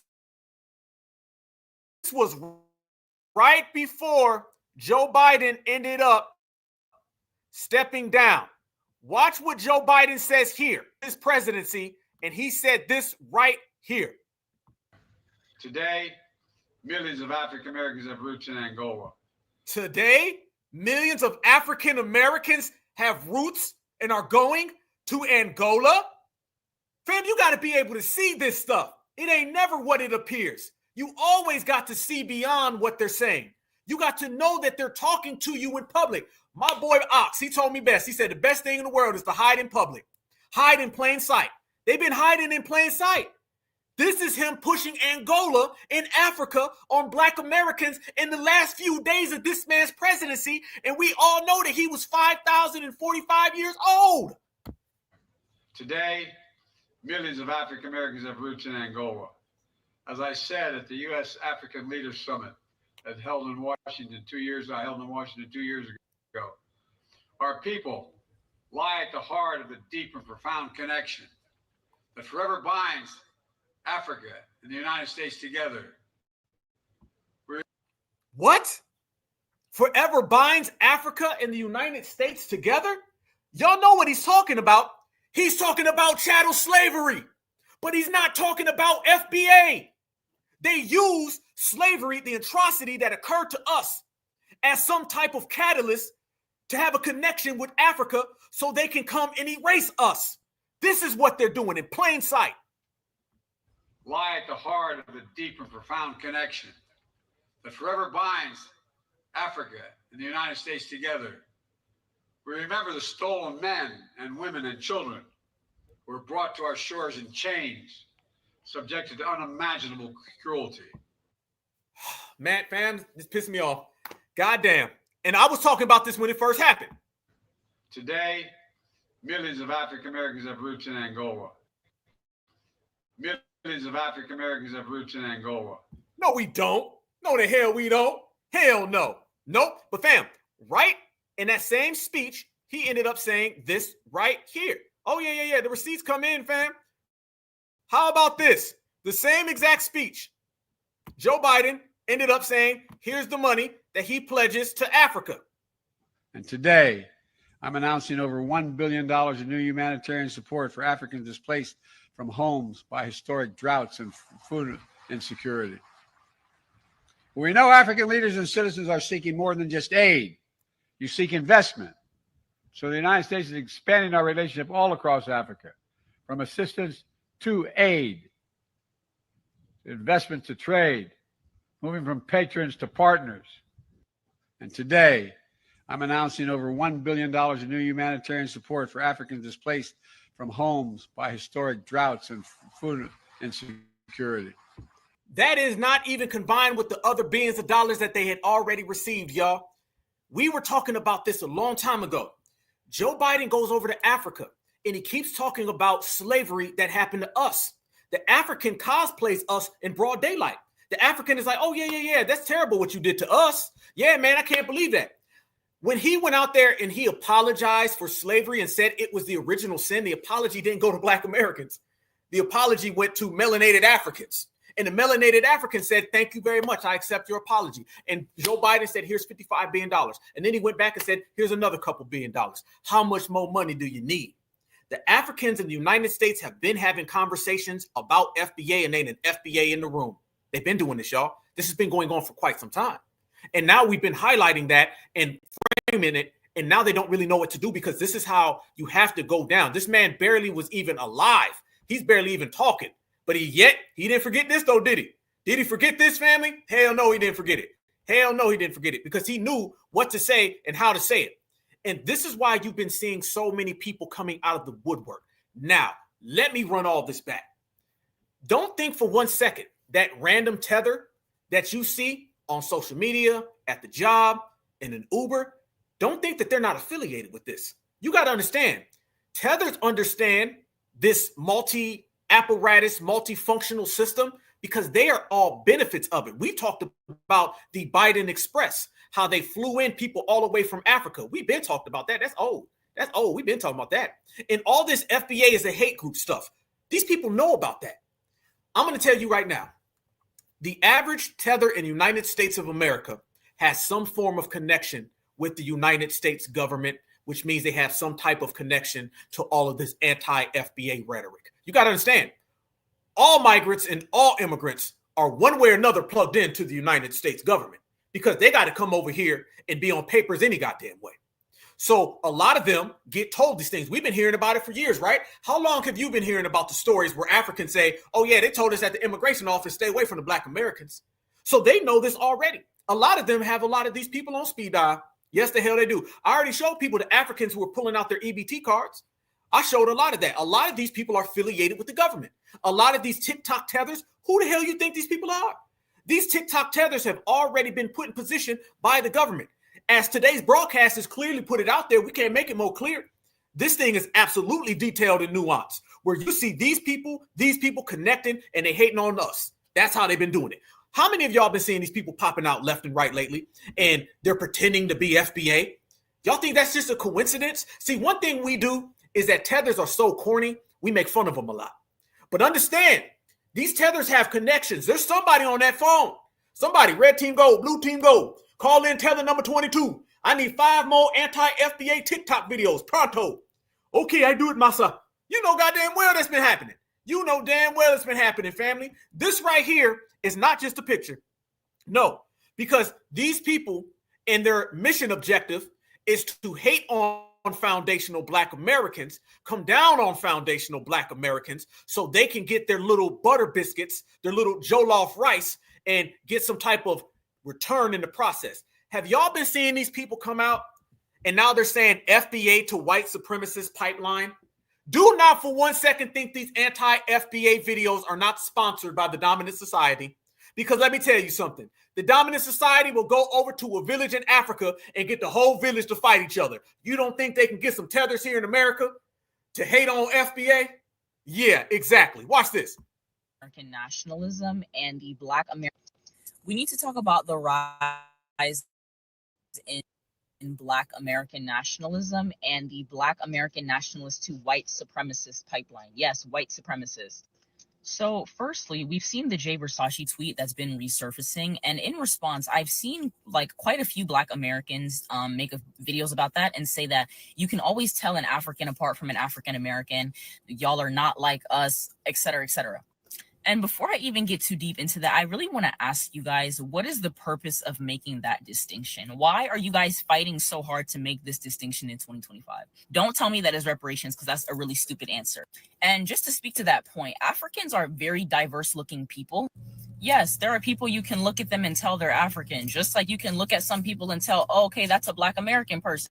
But if you go and get Africans who were born and raised in America or who moved to America at a very young age, you probably would not be able to tell. Most of you cannot, because people can't tell with me. It's literally not until you say something or until somebody sees your last name that they're like, oh.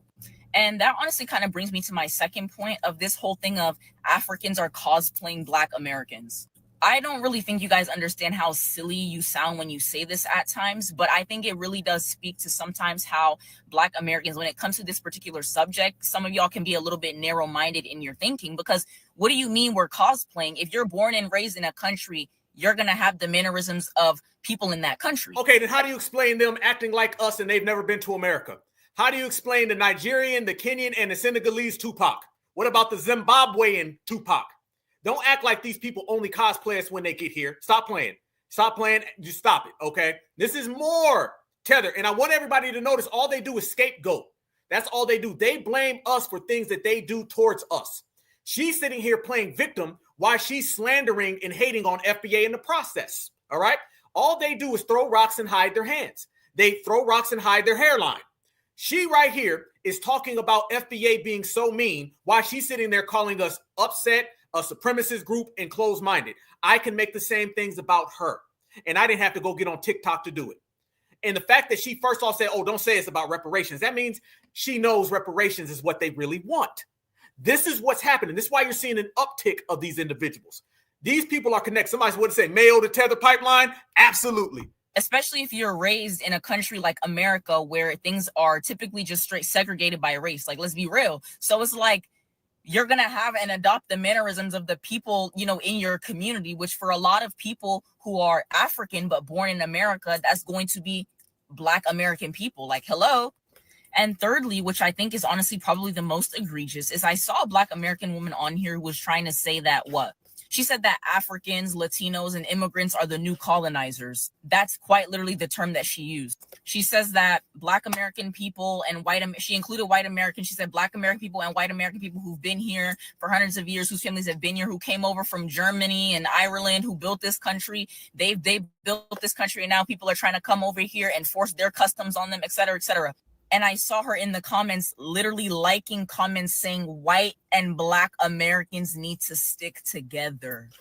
Like, do you see where it's not okay? Like, first of all, Nah, hold up. Nah, you better try another one. Family, I want y'all to notice what she's doing. First off, don't tell us that Africans don't come over here and side with the dominant society. Notice that she doesn't say anything about Africans coming over here and being next to the dominant society. She wants to talk about us. And what that person was probably saying is that we're Americans and these are foreigners. I promise you that same individual, I guarantee you, that same individual will say the same exact thing about all immigrants. So it was more so of Americans versus non-Americans, since we've, came off of 28 million illegals that have invaded this country.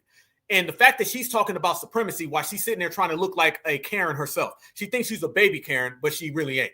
This is what I'm saying. They throw rocks and they hide their hands. Well, do you know what a colonizer really is? Like, let's not use that term lightly. Like, if you are claiming that your family has been here for all these hundreds of years and all this other stuff, girl, you should know the real history of colonization in this country, and you should know the real atrocity that it was, and not try to compare people who are literally coming over here peacefully to try to seek a better life for themselves, the new colonizers. That's very audacious. And that's what it is. What do you call it when you come over here and you start trying to steal foundational Black American culture? What do you call it when Miss Atua tries to classify us as African descendants so she can send some money to Africa? That's exactly what it is. These people right here, fam, are taking their talking points from the Democrats. Now they got to go get a Tether face because we done ran out all the Clyburns of the world. See, now they got to go start getting these abroad melanated people because the domestic Black folks ain't working. Nasty. Immigration is not perfect. There's illegal immigrants who do terrible things, but that is not the overwhelming majority of people. So for you to be using that kind of rhetoric, especially as a Black woman in America, I have to say pause. Like, come on. So again, I really just say all that to say, like, really, what is the purpose of this FBA movement? Why is this beneficial? And again, don't tell me reparations either, because what you guys think that by separating yourselves from the rest of the diaspora in America, that you're going to go back to the white man and say, hey, okay, it's us. We're the ones that deserve it. And you think he's going to give it to you? You're crazy. This goes for all. No, what's crazy is you got extra long arms and you're wearing a damn soccer jersey. Fam, you know she don't get no damn dates anyway. So she just upset. She need to go get a date. Listen, this is what it's really about. I tell people all the time, do not listen to none of these Africans who always bring up supremacy whenever they're trying to get us to support them. Notice the same person who subscribes to supremacy, who's the minion of supremacy, who's a puppet for supremacy, they only mention supremacy when they're trying to lecture Black Americans. You're basically being lectured about supremacy by the person who is a brown noser to supremacy. They don't never talk about supremacy on their own time, because if they did, they wouldn't be in the situation they are. Notice that Africans, they always support supremacy, but then they always come to us and say, y'all letting the white man trick y'all. No. Don't hit me with supremacy now, because you don't ever want to do nothing on your own. Mexicans do the same thing. They only bring up the dominant society when they see it as an opportunity to get foundational Black Americans to support their causes. It's never them having an Africans Against Supremacy rally. You can have one today. How about all of those Africans who come over here to America? They go out in the streets right now and have Africans Against Supremacy protests without FBA. How come none of these groups ever have anything against supremacy on their own? How come we always got to lead, or they always got to come to our events? It's funny they say we march with you here, we march with you here, we march with you here, but it's always with us. How come you don't do it on your own? Do not allow the minion of supremacy to pretend to be the rider against supremacy. See, they understand that we are the only people on the planet that reject white supremacy. So they always try to use that against us. They don't really care about supremacy. They want to be a part of supremacy, but they always want to use supremacy against FBA. They understand when they come here, oh, Black Americans are the only people on the planet who do not rock with supremacy. Let's go ahead and try to trick them and bamboozle them. Let's make it look like everything that they do that doesn't support us is because they're supporting supremacy. That's what they try to do. They try to put the jacket that they wear on an FBA. It's reverse tether psychology, and clearly it ain't working. She needs to reverse and go back home the same way their hairlines have reversed. This is a clear breakdown of the way these tethers think, family. They're always trying to lecture us about a supremacy that they support wholeheartedly. And you're getting a lot of people running around here, and they've been using these terms that we're going to have to get rid of. What, fam? I'm going to tell you right now. We have to get rid of the term African American. We also have to get rid of the term descendants of slaves. This is why that term is very problematic, okay? When you use the term foundational Black American, that is basically saying that you are a descendant of slave. When you use the term freedman, that is clearly saying it. See, we got to come up with terms that encompass everything. Because when you run around here and say you're a descendant of slaves, somebody's going to show up and say, well, I'm a descendant of slaves because I'm from Jamaica. I'm a descendant of slaves because I'm from Haiti.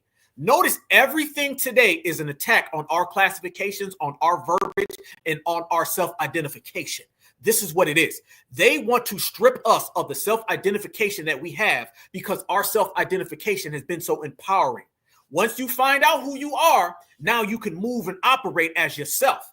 There was no diaspora wars. There was no TikTok tethers. There was no Atuas until FBA started saying we FBA. When we were saying minority, you had no problems. When you were saying people of color, you had no problems. When you were running around here talking about African American, there was no problems. You only have problems when you start saying FBA, freedmen, or even Black American. And you got to be cautious with Black American because that's a very flat term. Now, we may know what a Black American is, but they're going to start saying, well, I'm Black like you too, brother. And then they're going to point to the government. The government's going to say, well, they all Black now. So you got to be careful with flat terms, and you got to be careful with all encompassing terms.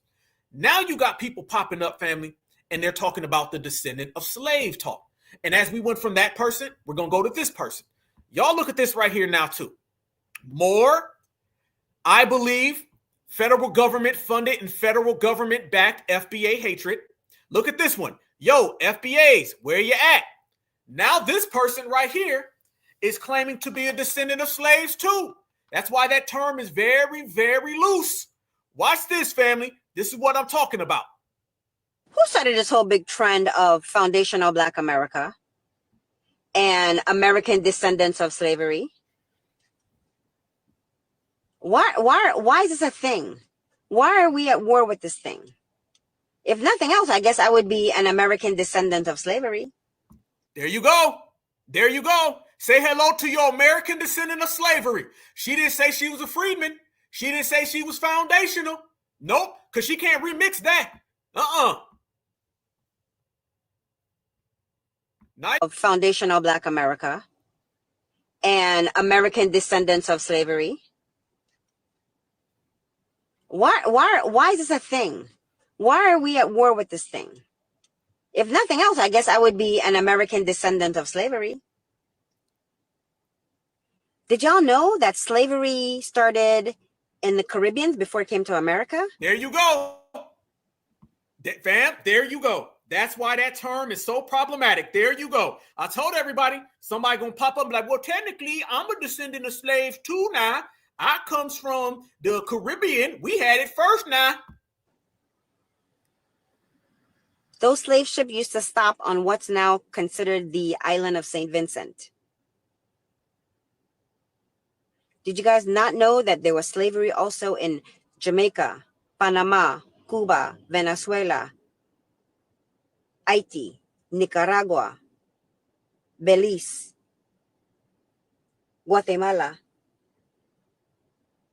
and that none of y'all did a damn thing, and all of y'all hate darker complected people, your own darker complected people, and all y'all want to be a part of supremacy. There they go again, fam. They only care about any type of struggle whenever it benefits them. This person don't give a damn about none of that. Now FBA is not allowing her to crowbar herself into it, so now she's trying to make it look like it's an issue. we were all on the same fucking slave ship, but some of us got dropped off at different ports. Oh, God. But as I stated before, the slavery prototype was from the island of Barbados. It started there first before it even came to America. And now I have people in my comments telling me that, oh, I'm not black, and that all of my I can't talk on black men. I can talk on y'all motherfuckers because I date y'all. Because I'm black too. And she black too. I told y'all, fam. I said it before. I know a lot of people, they don't want to hear it. Get her the hell up off my screen. Get the hell. Notice what she did. Fam, you can go back 3, 4, 5 episodes ago. You can go back 2 years ago. I was telling everybody, saying that you're a descendant of slaves is too flat. It's a flat term. It's a flat term. Notice what she's doing, y'all. She's overly using and she's hyper using terms that she feels can allow her to weasel her way in. This is why you hear her overly using I'm black too.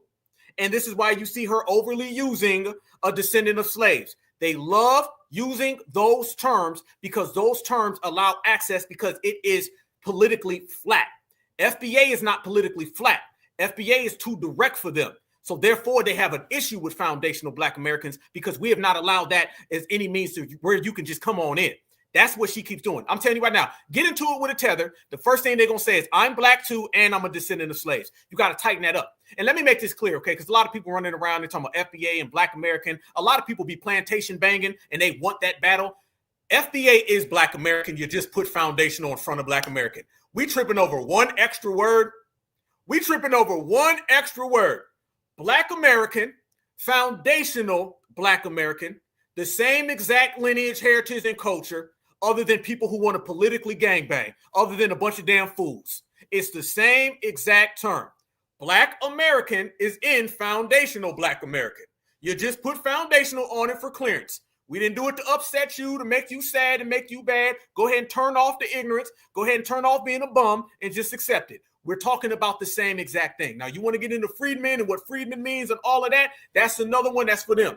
Foundational Black American, it encompasses everything, and we only added that extra part because people like her running around here talking about I'm black too. People running around here talking about I'm also a descendant of slaves, and you got to have the verbiage tight. You can't have flat verbiage, fam. You cannot have flat verbiage. That's it. It ain't no assault on nobody, okay? People can calm down a notch, all right? Because I'm going to move on with this lineage with or without people, point blank. We going to be in here standing on lineage business regardless. I ain't got time for no name banging. All right, especially when all we did was add a damn one word to it. I ain't gonna be name banging over an extra term. But what I will be doing is standing on FBA business, Black American business, because we can use those terms interchangeably. When I'm talking to y'all, hey, Black American, you know who I'm talking about. When you start talking on a bigger scope, sometimes you got to tighten it up. Terms got to be used interchangeably. Terms got to be used specifically and directed, especially when it's, the same word, just with an extra word. It's easy, okay? You know this when you pass the second grade. And we all understand that to a big, strong aspect, even though we know that people are going to come in and they're going to try to infiltrate it. So the infiltrators are out there. The infiltrators are trying like everything to get in on this FBA culture. And they're using a lot of different terms. That is one term. We've highlighted that term. But we know that there's a multitude, a plethora, a gain of other words that people are going to try to use. And we got to keep these folks on the outside. Our lineage being extra strong is based on the fact that we're extra strong. We know who we are, so therefore they cannot steal from us. But we've been on this time for a long time, and I'm telling you right now, one of the main things that they've been doing, y'all, is trying to push this African thing. So the same exact time you start hearing about this 6th region is the same exact time now you're starting to see people talk about the Africans having another African affair of reparations. They just had another African reparations thing.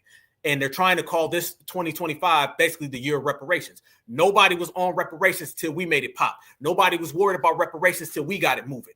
Foundational Black Americans. When you think of reparations, you think of us. Okay, like I said, we outclassed everybody. But they've been watching us and they've been observing us. And now they're going to use a bunch of other people. So you already have Atua, and then you also have specifically Ghana. Ghana is one of the main places where you're going to see people popping up trying to get FBA reparations on their page. How many of you guys remember this from about a year ago? Well, they just had another one. Watch this. Time for Africa. Financial reparations are long overdue, Ghana's president said on Tuesday, as compensation for the transatlantic slave trade. Nana Akufo-Addo was speaking on the first day of a reparations conference in Accra.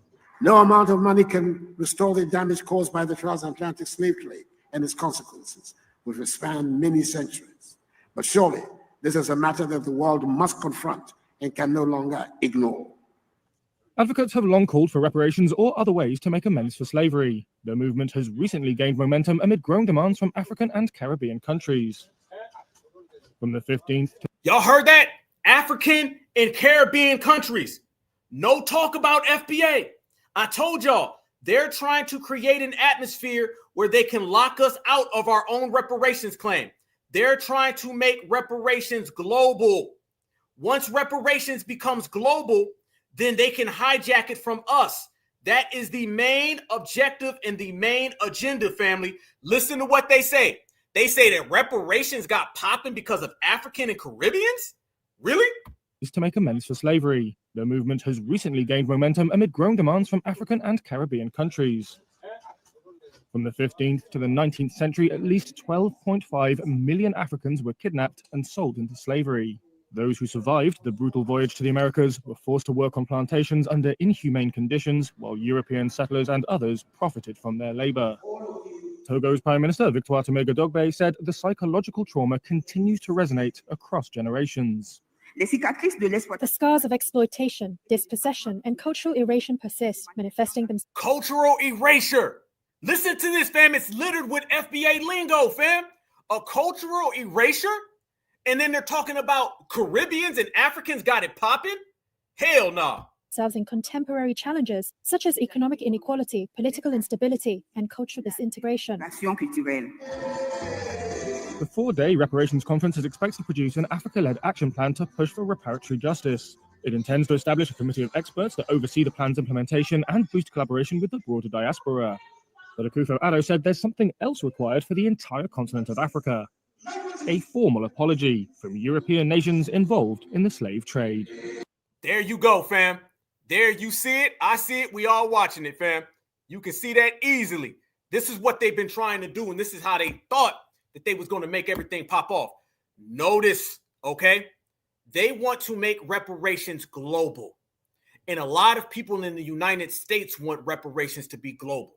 Once reparations is global, it will absorb our domestic reparations claim. Think about it. Joe Biden goes over there and he gives them billions of dollars, and he just low-key on the side threw in America's biggest sin is slavery, and he also said an apology. That's to try to combine the two. Then you've seen the Atua lady who's talking about a sixth region. This is also, they can take FBA and our domestic reparations and just throw something bigger over it in globe. I believe what they end up really want to do, they want to give Africa money and say that's reparations. They'll put a tag reparations on it. And they'll say America paid Africa and all of African descendants reparations. So FBA, y'all need to stop asking for reparations anymore. That's the main game. That's how they really want to get it going, family, okay? They want to get to the point where they can take our reparations claim and have it be absorbed by Africans. And Africans are listening saying they can get a little kickback here or there. They can get a couple bucks. They can get some money so they can pay back them damn loans and everything will be hunky-dory. That's what they truly want to do, okay? That's what they really want to do. Take foundational Black American reparations and just absorb it globally. Easy. And I've showed you all the different cast of characters today. I showed you that the Democrats are out there. This woman right here is truly ahead of the global, international, multi-continental reparations plan. And you've seen all the fraudulent things that she's done. And Barack Obama put her in position so she can succeed. This is all based on Barack Obama putting her there. The same exact time we started talking about our own reparations. So family, that's what they're really about. And that's what they're really aiming for. And you got to understand it. So we, as foundationals, we have to completely discredit them, and we have to completely keep things in-house, because the global reparations is the game. Imagine, and they already said, the year, the African agenda, they said like 2063. What they end up wanting to do, fam, is have global reparations based on Africa and say how everybody a part of the African diaspora get it. What's going to happen is that you'll look and the money will just went to Africa. Won't a dollar or dime ever went to us. That's why we got to stay away from it. And they've been running a lot of these things for a long time ago. How many of y'all remember when I went to Atlanta and we had the whole situation out there with the Afro-descendant nation? The Afro-descendant nation, they ended up doing this. Let me take you back to a broadcast I did. I'm going to tell you, this is how long I've been in the game with it, fam. This right here was November 7th and November 8th, 2023. I did this broadcast. And I was talking about how they were having the Afro-descendant nation in Atlanta. Okay, this is a good 2 years prior to Miss Atua. They were having this little agenda in Atlanta about giving reparations to global people. Watch.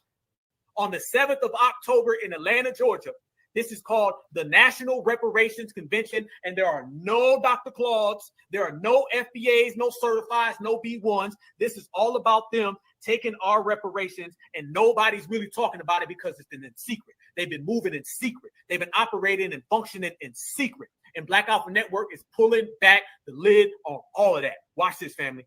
October 7th and 8th, we will be hosting the Watch the way they try to slide in, family. Watch the way they try to move. National Reparations Convention in Atlanta, and we would love your support and presence. The National Reparations Convention 2023 is a coalition of grassroots organizations, scholars, legislators, leaders, and activists in the reparations movement. Our focus is to develop a comprehensive, unified demand for reparations. Currently, there are numerous organizations advocating for reparations on the local, national, and international levels that would benefit from coming together. Organize the organizations throughout the Americas and slavery diaspora into one unified. Look at that picture right there, family. Look at that. This is going down in Atlanta, Georgia, the home of Dr. Martin Luther King, foundational Black American legend, okay? And they are talking about a damn meeting that has nothing to do with us. There are no foundational Black Americans invited. Not one foundational Black American is even out there being spoke of. This is the type of time they're on, family. They are going behind us, coming to our homeland and trying to steal our reparations. This is reparations ops, and this is the reparations hijack. Fam, I've been talking about this. Fam. That's a long time ago. All right, I've been talking about this. Go back. I've been talking about how they out here trying to steal our reparations. That right there is from a broadcast I did a few years ago. And I ended up going out there. Let me show y'all when I went out there. I ended up going out there, fam, and I ended up bumping heads with a couple ops that were out there trying to get foundational Black American money. Yep, this is it. Your boy been on it, fam. Check this out. This was Black Alpha in Atlanta at the same convention. At the National Peace and love, family. Black Alpha Network. I am broadcasting live from Atlanta, Georgia at the National Reparations Convention. And family, it is exactly what we thought it was going to be. A whole bunch of babble, shield babble, tether babble, vote blue no matter who. This is Tether Palooza and a go vote for the Democrats rally campaign. That's all it is. And they're out here talking about reparations in the form of hugs and reconciliation for the whole diaspora. No, reparations is all about the lineage. Certified foundational Black Americans, the people who created this country and built this country, and being compensated for a debt that is owed to us. No one else, and don't let these people tell you any different. So you're going to see a whole bunch of NARC and Cobra. They were talking about vote blue no matter who in the first 5 minutes. They were out here talking about Black Lives Matter. So we already know what type of time they're on. And these type of gatherings are only created so they can undermine the progress that we have created and the foundation that we have laid. But we're going to stand on the lineage. We're going to represent to the fullest. Black Alpha Network. Y'all make sure y'all tap in. Certified salute. One love. FBA. Boom. Way back, fam. Way back. Because the play was always there. The play was always there. My beard's a little longer. You know what I'm saying? I cut it. But that's another time.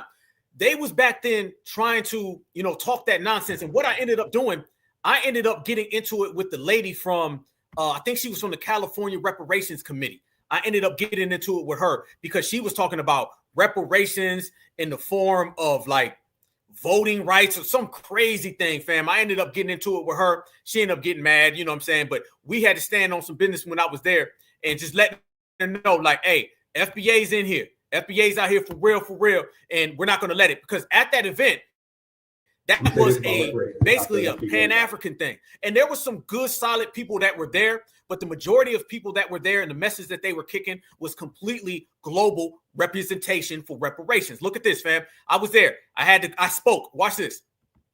I'm gonna say this about reparations. This is how I feel. I speak to everybody. We got to get over this back and forth and this. I'm gonna say this about reparations. This is how I feel. I speak to everybody. We got to get over this back and forth and this, in between. We all know reparations is the United States of America. Okay, we live in a capitalistic society. If this is socialism, if this was communism, it'd be different. Everybody else receives money. The Jewish have received money. The quote unquote red Native American, the Japanese get it. When you give it to the Japanese, you don't give it to the Chinese. You don't give it to the Cambodian or the Vietnamese. Okay. Foundational Black Americans, people who built this country, we are the ones who deserve reparations. I'm talking about land and money. Why? Because we built this land and we got a lot of money from this land. It needs to come back home to us. All these things in between is just red tape. We got to get rid of all the red tape. We wasted too much time. We're in the 11th hour. We got to get to the money and we got to get to the land. We got to build it. Okay. So anybody who's out here saying we got to give it to Haiti, I don't pay taxes to Haiti. I don't pay taxes to Ghana or Zimbabwe. Much love to them. I want them to get their reparations. Okay, when they get it, they can come to this circle right here over there. But we're going to stand right here as Americans and we're going to talk about it. So it's all about foundational Black Americans getting money and land that we created because this is our country. All the social justice stuff is cool. But like my brother said, social justice can wait. We get money first and then everything else to come. So let's get to the money. Let's build the land. Foundational Black Americans, and it all comes home. Thanks. Fam, you see what I said right there? I said, I don't pay taxes to Haiti. I don't pay taxes to Zimbabwe or Congo, whatever the hell I said. And I let it be known, hey, nah, this is about us. This is FBA. Keeping it on message. Keeping it directly for us. Not wavering or getting on anybody else's time. Love them. I want them to get their reparations. Okay, when they get it, they can come to this circle right here over there. But we're going to stand right here as Americans and we're going to talk about it. So it's all about foundational Black Americans getting money and land that we created because this is our country. All the social justice stuff is cool. But like my brother said, social justice can wait. We get money first and then everything else to come. So let's get to the money. Let's build the land. Foundation Black Americans, and it all comes home. Thanks. Boom. Easy work. That's how you handle it, fam. That's what we were doing. Making it clear. And I ended up getting into it. Matter of fact, let me show y'all when I get into it, that damn lady. She ended up getting mad because she was talking about reparations for something else. And she ain't make no damn sense, fam. Oh, her right here. Yeah. Look at this. Boy, look how she was mugging the hell out of me. Look at that. She was mugging me all the way. Look at that. She was mugging me. She was so damn mad, y'all. She was so mad. She was pissed off because I had to check her and I shut her down. She ain't nobody. Matter of fact, I ain't seen her since. She's one of those Democrats that was out there on a lot of those reparations committees out in California talking about illegal migrants and immigrants and things like that, fam. So we've been pushing this for a long time, because we know that they're trying to make reparations a global thing. That's the main thing. So what we talk about today is clearly us keeping things in-house. Everything has to be lineage-based, lineage-specific. That's just what it is. We've been on the lineage business for how long has FBA been standing on that? We just got to continue to stand on that and take it to the maximum. That's where our energy has to be, and that's where we're going to keep our energy. Let me tell y'all what they ended up doing. They did some real funny style. Do y'all know they went back and had another event, an Afro-descendant nation, and they had a commercial for it? Let me tell y'all what they did. Look at this. They put me in the commercial, fam, for their second convention. The first one was 2023. The second one was 2024. And in their commercial, they said there'll be activists there, and they put my face in there. They real shady, man. I'm trying to tell y'all. Real shady type stuff, fam. That's what they be doing. They threw me in there. A couple people shot me out. Much respect to my brothers and sisters who sent me that. They was like, yo, Alpha, they trying to throw you in the commercial and everything. That's what they were trying to do. So this has been a clear description on how they've been taking foundational Black American energy and they've been trying to use what we do so they can get off whatever they're trying to get off. That's clear as day. That's what they've been on, fam. So yeah, they want to take the momentum in which we create and then use it for themselves so they can get some type of play from it. That's really what they want to do. And that's what they did right there, fam. They knew what they was up to. They knew what they was doing.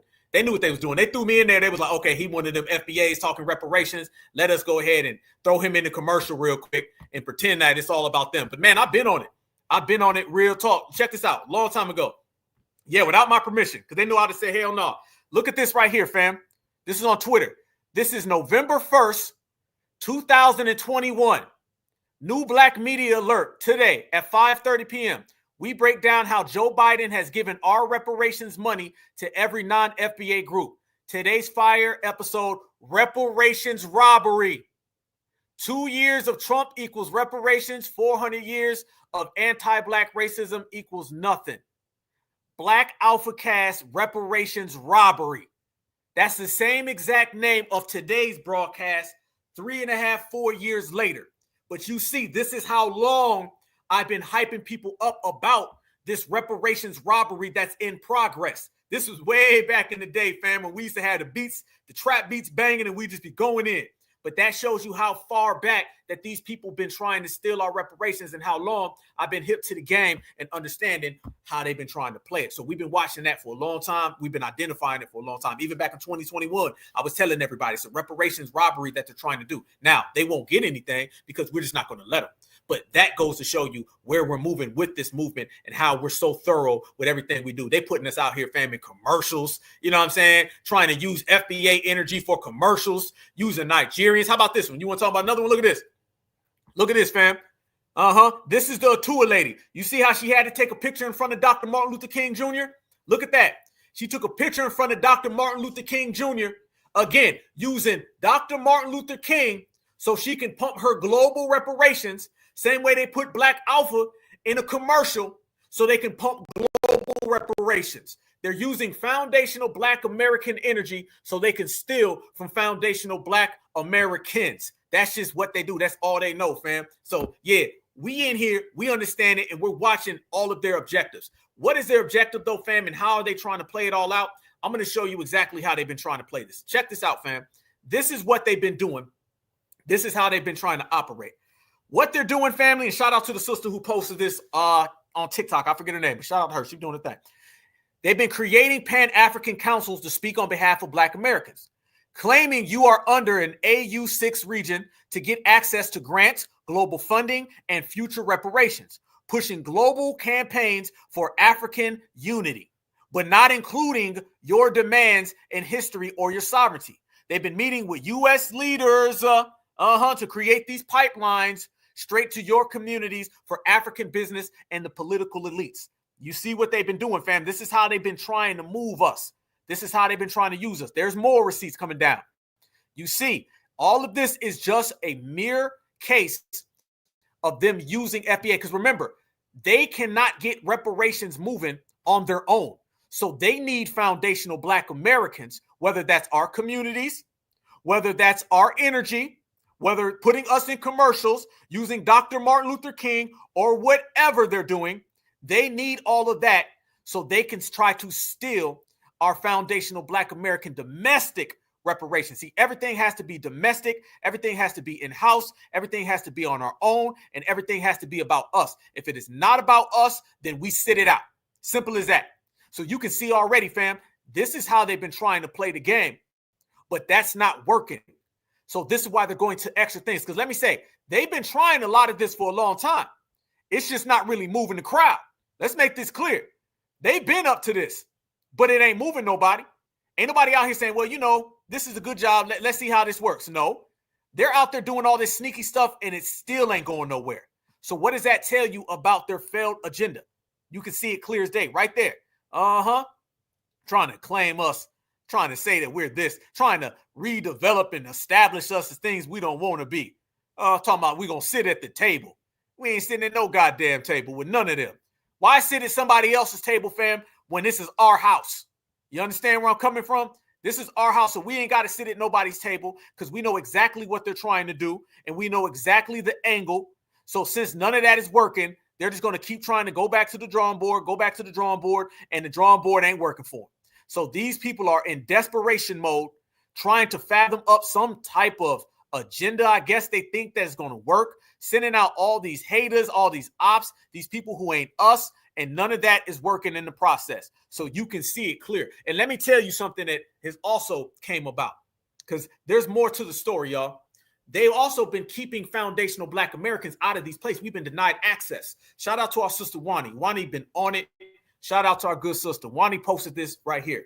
And it's how Black Americans have been shut out of all these things. We're denied access. We're denied access in a lot of these places. Look at this. The African Union denied membership observer status, not African country or citizens. Look at this, fam. CARICOM, we're denied membership or observer status. Union of South America nations denied membership, not American Caribbean countries are members. Look at this, fam. The NAACP, Congressional Black Caucus, foreign-led global focus and no longer centered in Black Americans.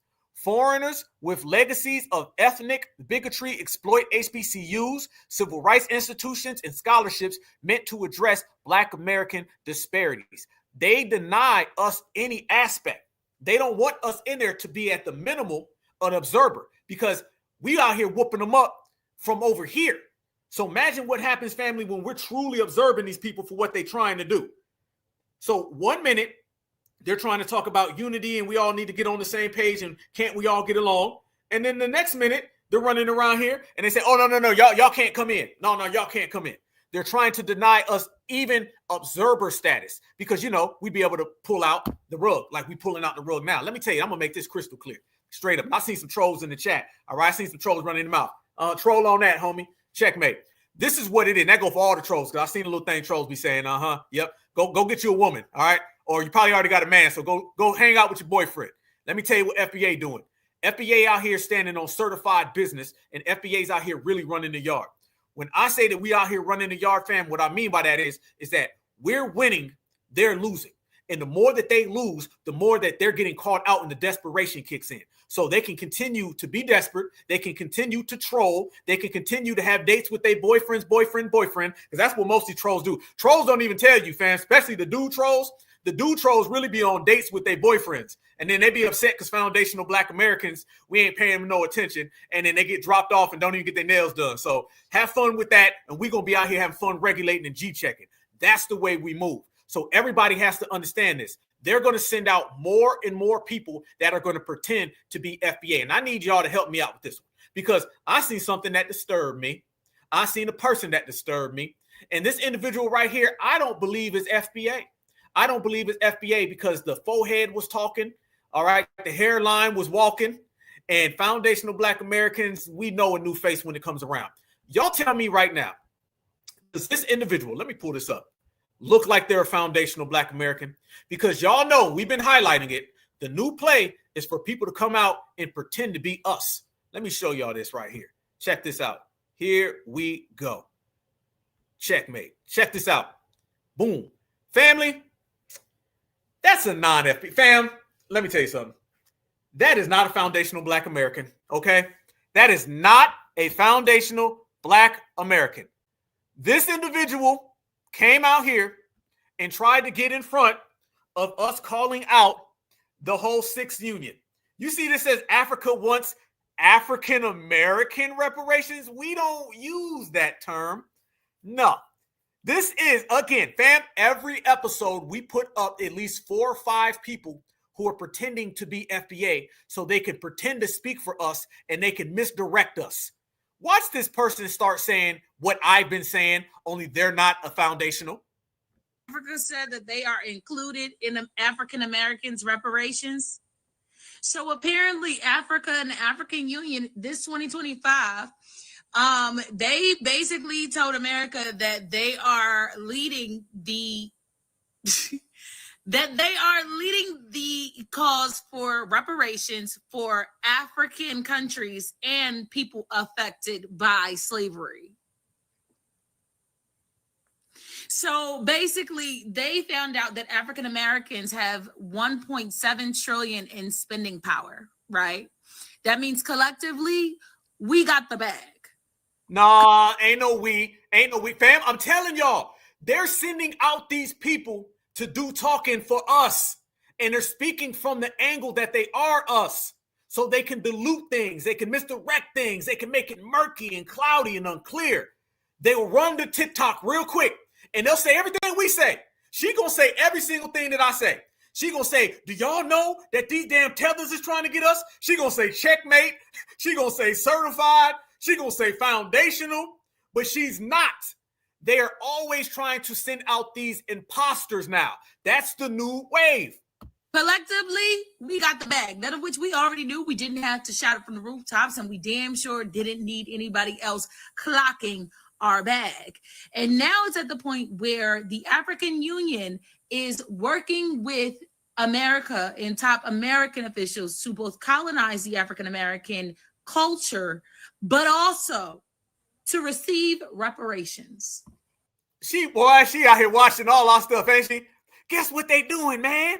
Them's Africans is stealings up from us Africans Americans. Freedmen. African freedmen foundationals. You know what I mean? But the Africans is trying to get us now. Boy, my uncle, those Africans, my auntie, my brother, not my family, someone else's family. Girl, you are damn African or a Haitian or Jamaican at the minimum. You are not one of us. If you don't stop, I'm waiting on her to slip up and say me, because that's really what it sounds like. All that we, you mean you and your people are. You better try the hell again. Did you know that they have now, the African Union have now been in talks with America about us, African Americans, being their property? Back when Big Pooh with the Loose said that he was going to pew pew America, and I told y'all, oh, don't worry. That us sounded fake as hell, didn't it? Didn't that us sound fake, y'all? Us. You know, because us, Lil Van, that was fake as hell. Hold on. Have now been in talks with America about us, African Americans, with America about us, African Americans being their property. Back when Big Pooh with the Loose said that he was going to pew pew America, and I told y'all, oh, don't worry, they sending boats around to come pick us up. That was why. Remember when I said that they consider us Africa's property?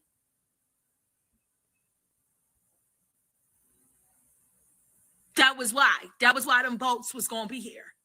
Because they consider us Africa's property, which means that Africa and the African Union is now fighting America for our fucking reparations that they didn't even help.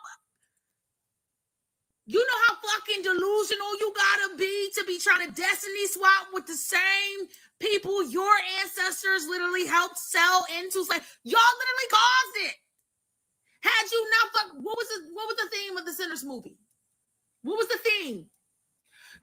The theme was yo people. That's what the hell the theme was. Get the hell off my damn screen. Listen, that ain't nothing but a tether.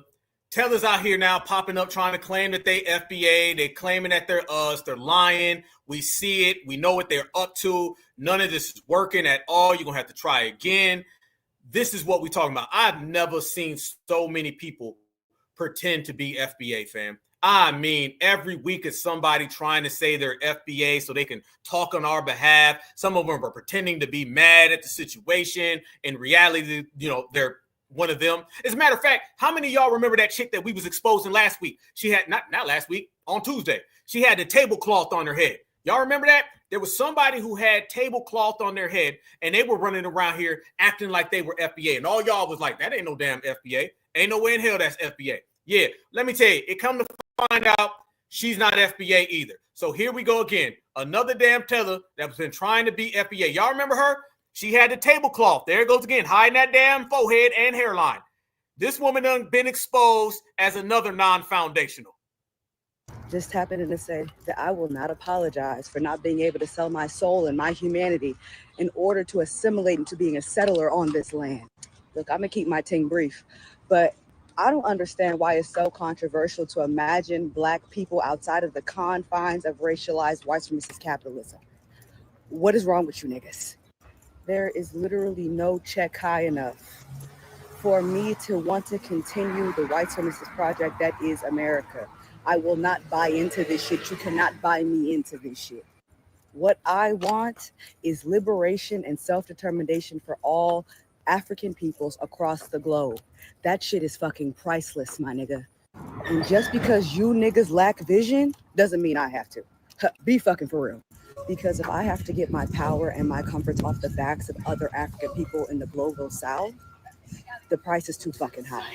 And that's the problem. You niggas are so worried about getting proximity to whiteness that you're not worried about your proximity to humanity. And that's why we're not speaking the same language. Freeze. Boy, look at that bad freeze.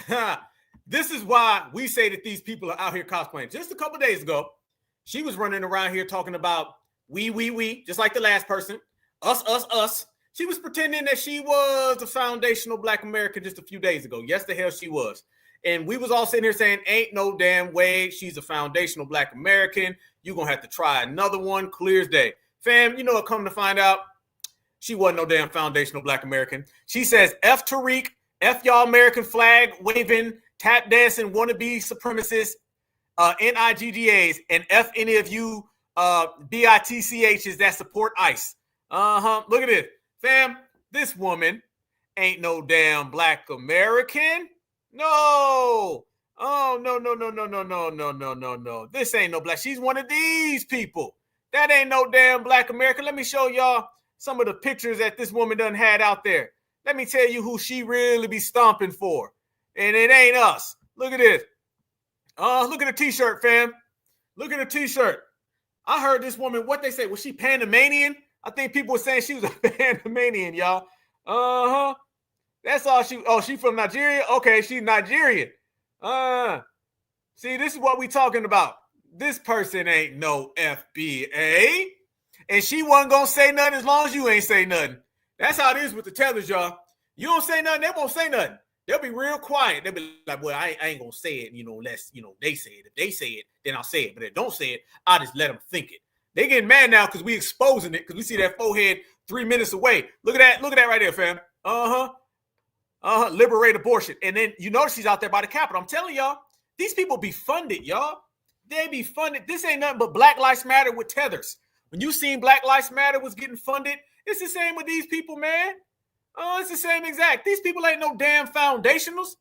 These people ain't foundational nothing at all, because they ain't got no foundation. Only foundation they got, fam, is fleeing and flip-flops. So you know they're not us. And there's been a hell of a lot. We've been calling every one of them out. There's really genuinely nowhere to go for these people at this point. You know what I'm saying? Like, we know that they can't come around us, and they know that they stuck.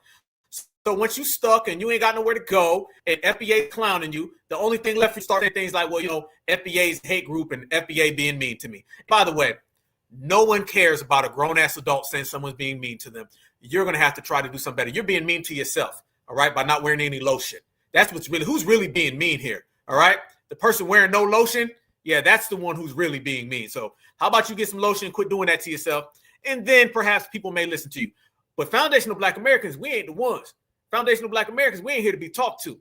Foundational Black Americans, we ain't falling for it. So if you start watching us in the way that we're moving, and you genuinely see the plight that we're on opposed to theirs, everything is easy work. And it's so easy, fam. Brothers and sisters, like we said, have been calling people out, and that's easy. But beyond that, we've been showing a lot of these people that been hating on what we've created and been talking real reckless. This dude right here, I told you I've been on it for a long time. You also have to look at these groups like NARC and Cobra. A lot of these groups, fam, are groups where people been running around here and they've been trying to undercut foundational Black Americans by these race-based groups. See, NARC and Cobra, they are kind of like the 6th Union or 6 whatever the hell. They've been running around here trying to get foundational Black Americans to get on board with the we're not all Black. Black's not really a color thing. I seen this guy because I got so many new subscribers and a lot of people don't know. I tell you, I've been on the checkmate game for a long time with a lot of these people who've been claiming to be representation for reparations. This is one of those NARC guys or Cobra. And they've been running around here trying to get foundational Black Americans to support reparations that are not lineage-based. They want us to global reparations for a long time. So when you see the TikTok tether, you got to check them, all right? When you see the NARCs and the Cobras, you got to check them because there's a main game that these people play where they feel if they can get FBA reparations, again, to be global, then everything's going to work. Yeah, fake Hotep. Yeah, you ain't lying. Fake Hotep. That's exactly what dude is. let me show y'all what NARC has been running around here doing. You got to watch them. NARC's been running around, and they've been trying to global our reparations from the inside. Look at this. NARC, National African American, to go to the word again, Reparations Commission, avoiding native-isms in the reparations movement. We advise against reparations programs that are too restrictive for large-scale reparatory justice initiatives. So-called lineage-based reparations are a form of limited access reparations that create additional barriers for Black communities to achieve comprehensive and full reparations. They're against lineage-based, all right? They're against it.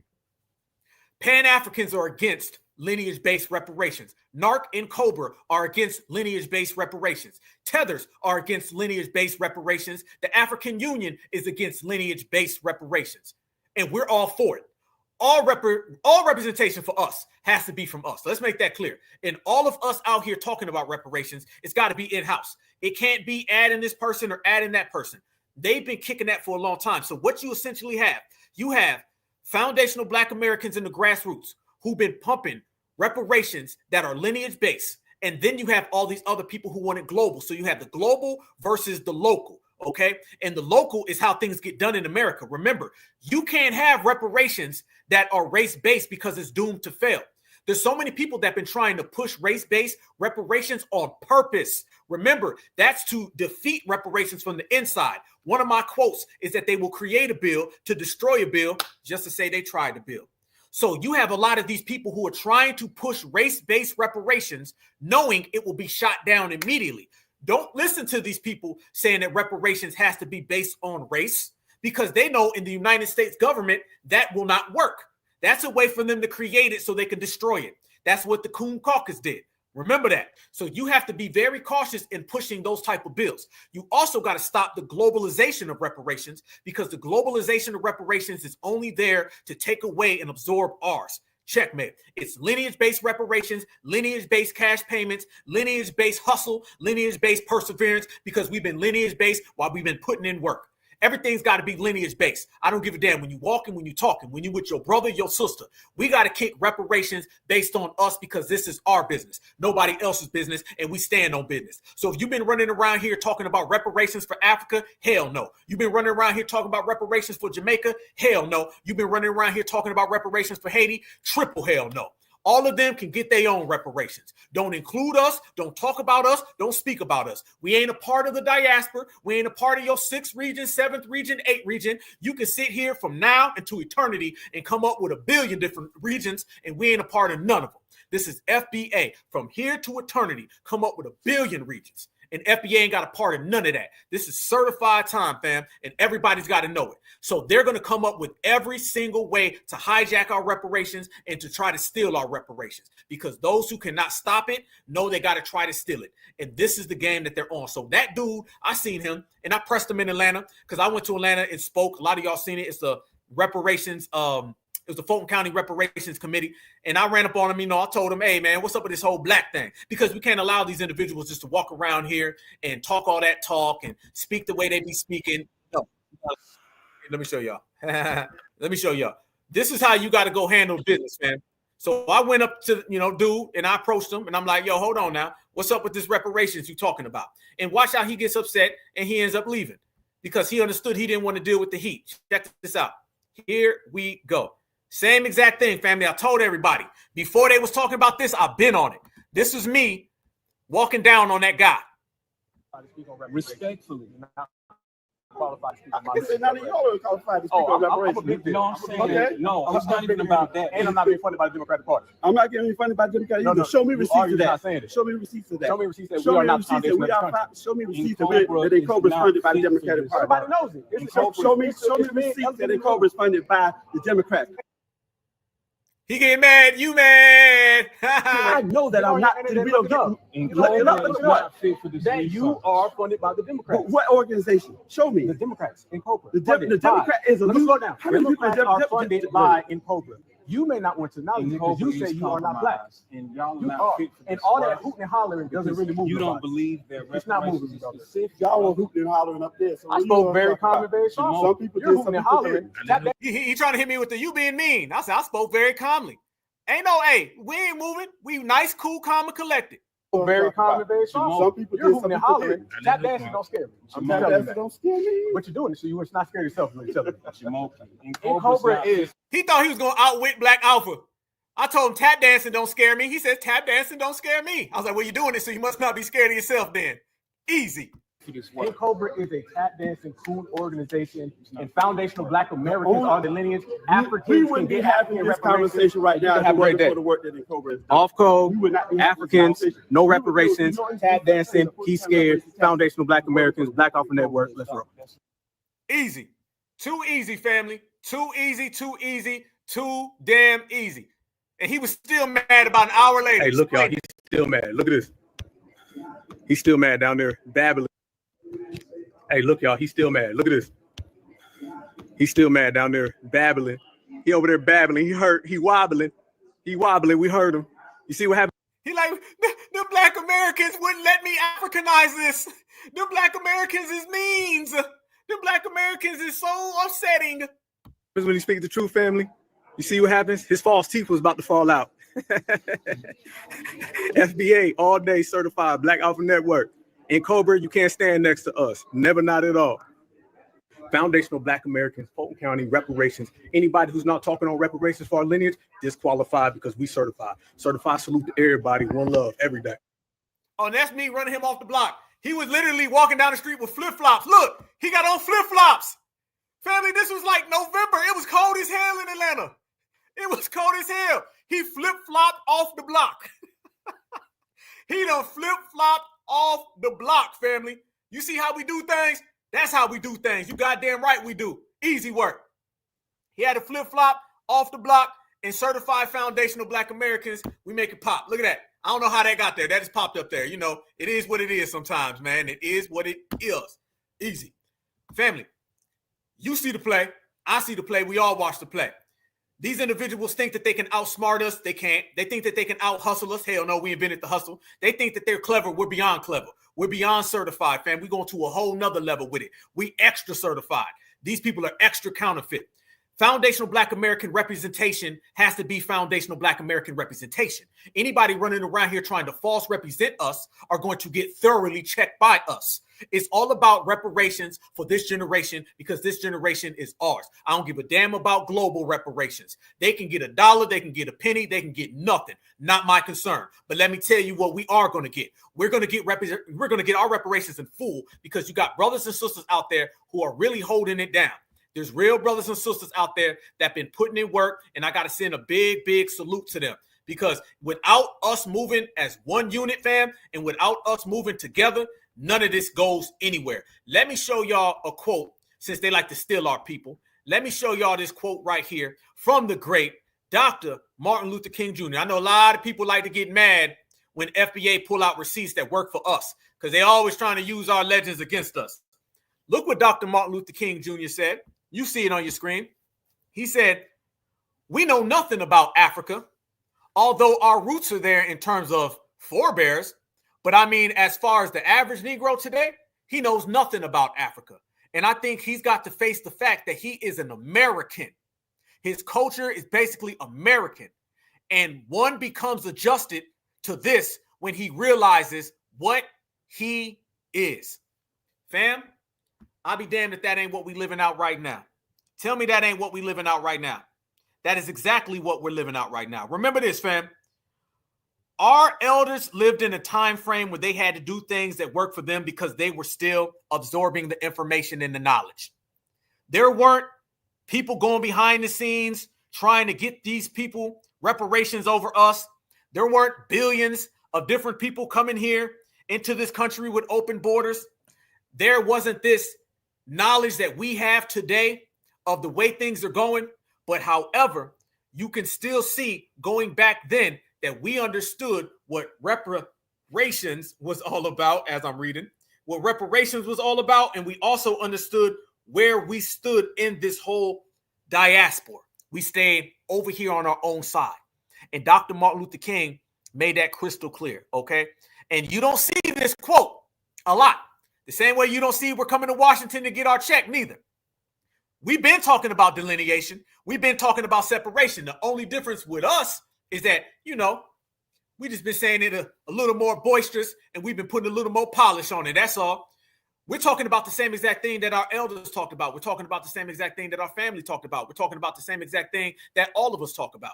And what is that, y'all? Is that this country is belonging to us, meaning everything we do is inside of this country. Every single thing that we do is about us inside of this great nation that we created. So certified salute to Dr. Martin Luther King. And it's our job to take what he said and then go ahead and put our stamp on it, because this is our time. All right. This is not their time of the past. Like I said, we stand on the shoulders of giants, but we're giants our goddamn selves, and we're going to make things push forward and push through. Let me send another shout out, because there are brothers and sisters out there doing work. Shout out to the good brother Arthur. Okay. A lot of you guys, if you're not familiar, Arthur Watkins, there's a lot of people out there that are putting in good work. And if you guys are familiar with the Freedmen, basically the Freedmen's Union, Freedmen Reparations Fund, it's a nice solid thing that they got going on out there. But this good brother was shutting down a hell of a lot of those Tether Juneteenth things, a hell of a lot of those Tether Martin Luther King Day parades. And he put this out right now: a formal rejection of the African Union's authority over U.S. freedmen. Attached letter from the Freedmen Reparations Trust Fund Trust. Dear African Union Commission, please find attached a formal declaration issued by the Freedmen Reparations Fund Trust, rejecting the African Union's unauthorized designation of African Americans, specifically freedmen of the United States, as part of the so-called Sixth Region. This communication is issued on behalf of the verified freedmen, the lineal descendants of persons formerly enslaved in the United States of America before 1865. The trust has reviewed your published materials, including documents and statements regarding the African diaspora reparations framework and the 2025 programming, and determined that the African Union has made repeated unauthorized claims of jurisdiction, cultural affiliation, and political representation over our population. These acts are not only unratified by governing body, but violate the legal and cultural integrity of our identity, governance systems, and reparative claims under the U.S. law. There you go.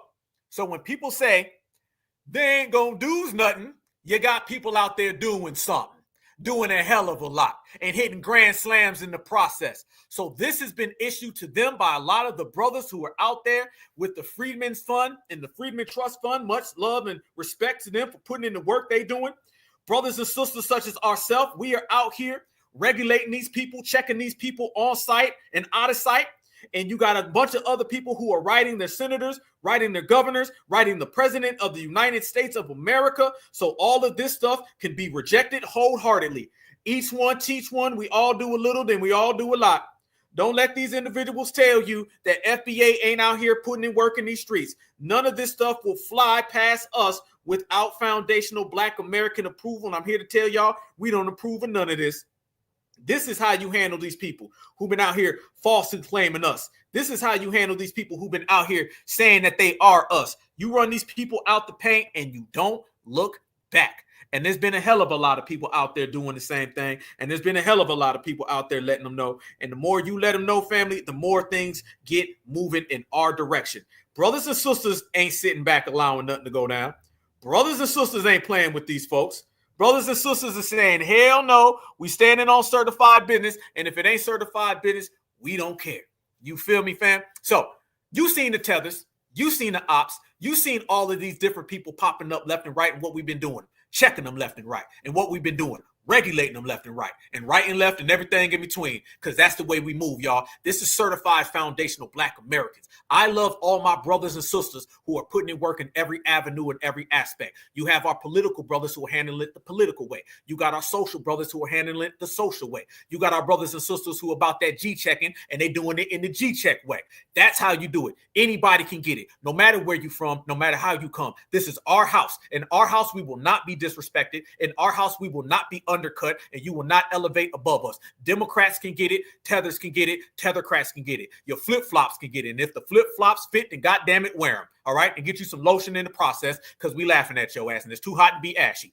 Foundational Black Americans, reparations belongs to us. We shutting down the 16th district and every other goddamn district they can come up with. We shutting down your union and whatever union you can come up with. I told everybody that this is the reparations generation, and the reparations generation, we don't take no BS from nobody. You want the smoke, you get the smoke. And we're going to bring it like only FBA can bring it, okay? Black Americans, we in the building. Freedmen, we in the buildings. The whole certified Black society, we in the building. So when I say that we touch down, we touch down. And when we touch down, everybody got to clear the way and get the hell on out.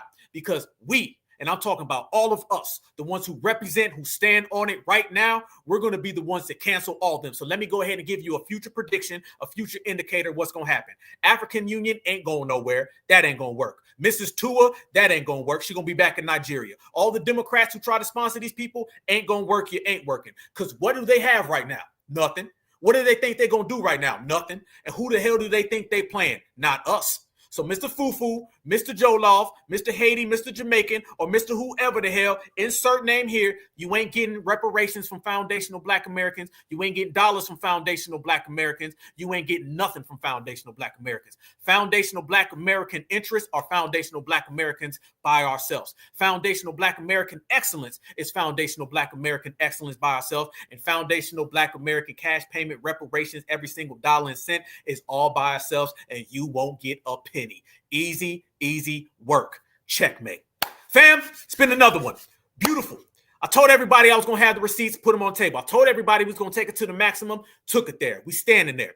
But the thing that I want all my brothers and sisters to know is when we put in work together collectively as a unit, we will always win.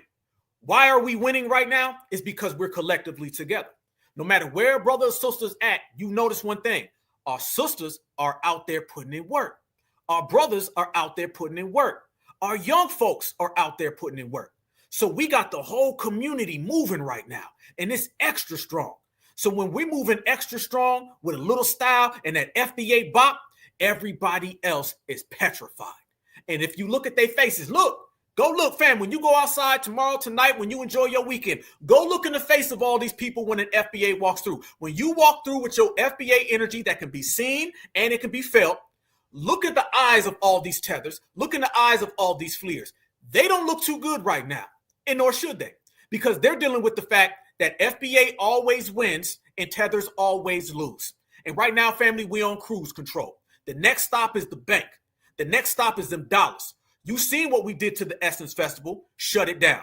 You see what we're doing to the African Union, shutting it down. You seen what we did to the Uber drivers. You seen what we did to all the walkers, all the hoppers, the skippers, the jumpers, and the swimmers. We shutting it down. So when they starving and when they drowning and they looking at foundational Black Americans sitting here with that FBA energy and a smile on our face, then they know one thing for certain, family. What is that? Is that it's FBA all goddamn day. And when you certified all the time. We build, they steal, FBA keep women. And everybody knows that when we're out here doing what we got to do as the lineage, y'all, it's beautiful. And we're beautiful people. And I wouldn't want to share this with nobody else other than anybody. Yeah, absolutely. Their eyes is empty, y'all. And if you look in the eyes of us, there's a gleam and there's a glare. And we got right now the luxury of victory. We right now got the luxury of being on code. We right now got the luxury of soul. We got the soul. They don't. We winning. They not.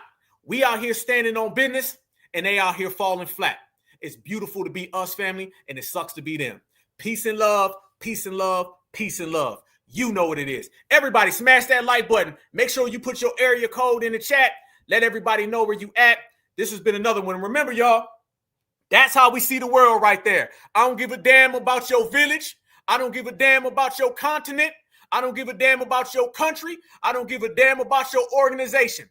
I wake up every single day and I see foundational Black America. I wake up every single day and I see my brothers and sisters. Don't see none of these other people, and these other people damn sure can't see us. That's the way we're doing it. And like I said before, reparations, generation, us. FBA all damn day is us. And it's clear and everyone knows it.